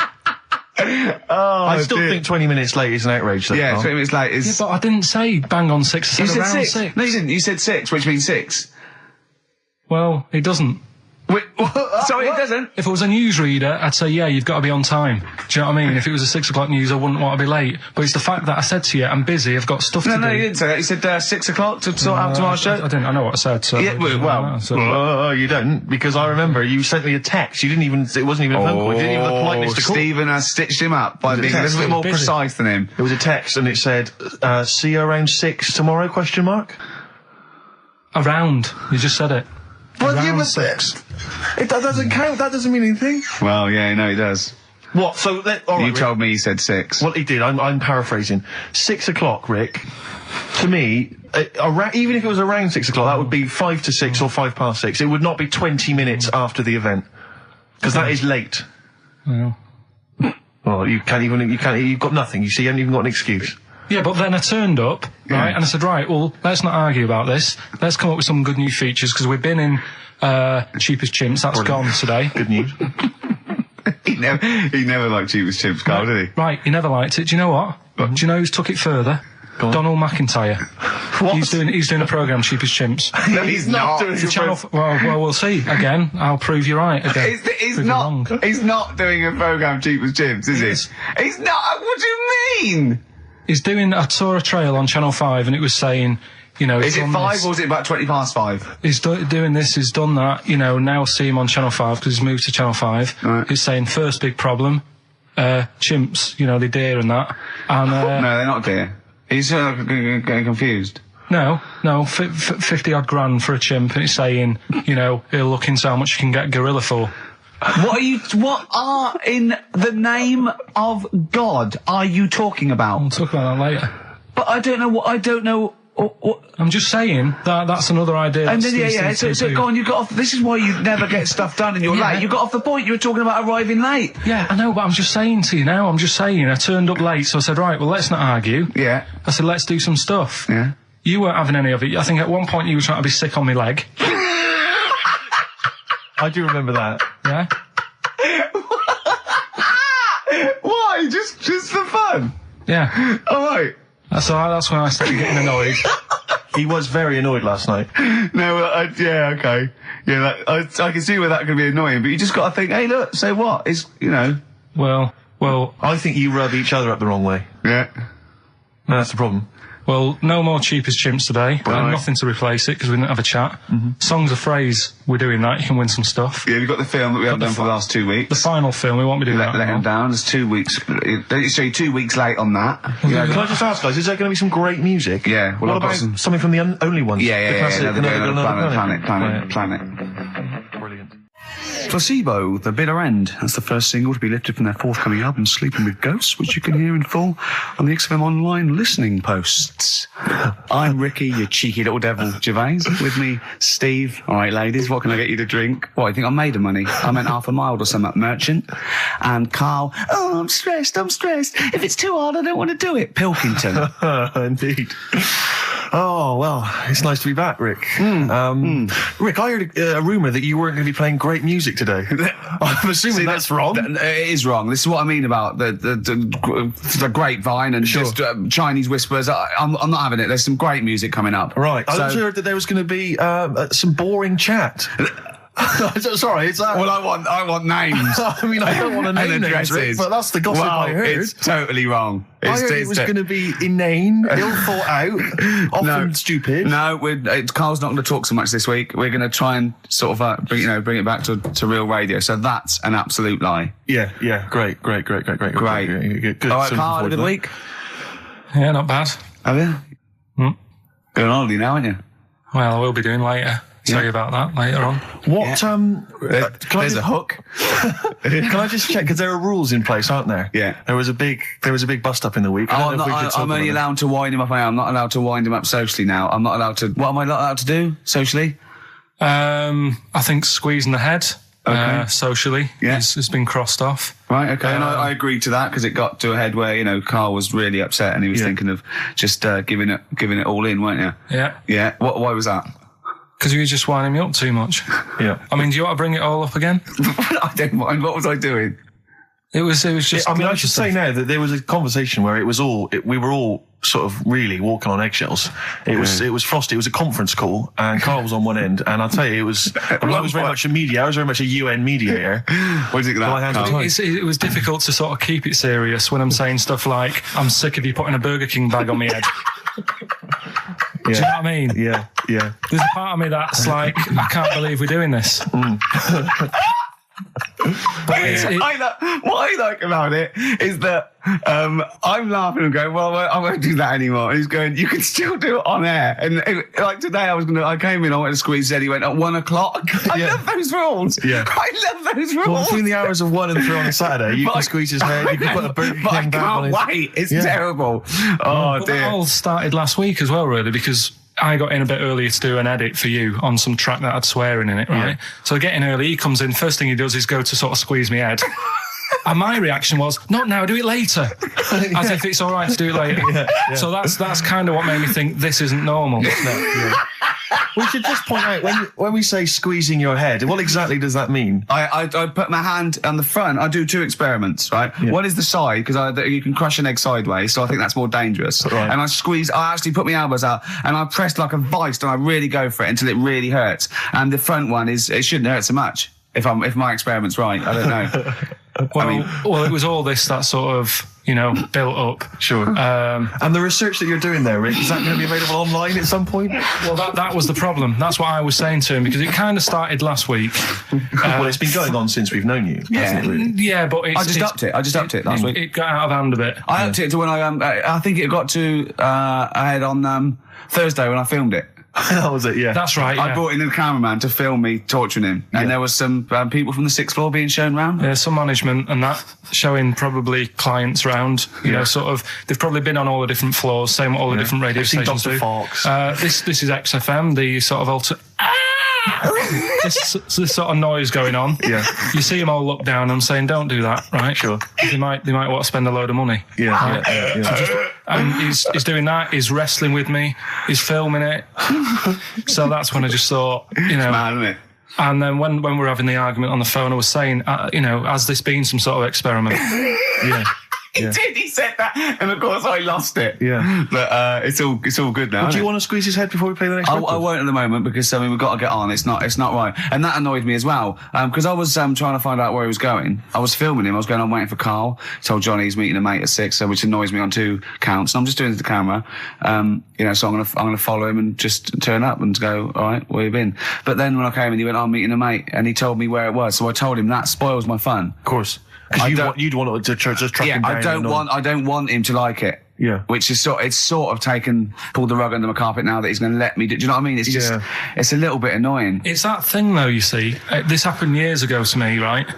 When, you get pally with someone and then you wind each other up and then there comes a time when you just go over the line. Yeah. Right? What happened? Well, it was this lad called Anthony, right? Who was my mate. Yeah. And we used to sort of always have a little fight in the toilet and that. Right? Sure. Punch each other. Now I want to wipe it. And the punches, used to get harder and stuff. And then, so he hit me harder. Turned out into a proper fight. Yeah. I chipped his tooth on the sink. Right? Right. This happened at school, and it was time for assembly, and I thought, and he's in the toilet crying. I thought, go to assembly. There's police in there in the assembly that day telling people about unnecessary violence. And you thought they were there for you? So I'm like, oh no, Anthony's going to come in a minute, like crying with all blood coming from his mouth. I'm going to get arrested. Yeah. Did you go running and sleep? That was an example of. Yeah. I mean, it kind of happened because I went out with a girl who he fancied. How old are we now? About 8 or 9. I think that's out of order, going out with a mate's girl. Yeah, but she didn't like him. He had like big ears and that. He had no chance. You're so why such a should dick. No, but do you know what I mean? All right, I haven't got the looks like I used to. Sure, when you were 8. But that's before the stress of, having head squoes and that sort of thing. I have aged a lot since. Having your head squeezed. I love your own grammar. That's the past tense, is it? Squeeze or to have squeezed. Oh, he did squoze his head. Yeah. Oh, brilliant. So, what about a bit of Bowie? Be my wife. Carl, I'm asking you. I think we can squeeze that in. Be my wife, Carl. Come on.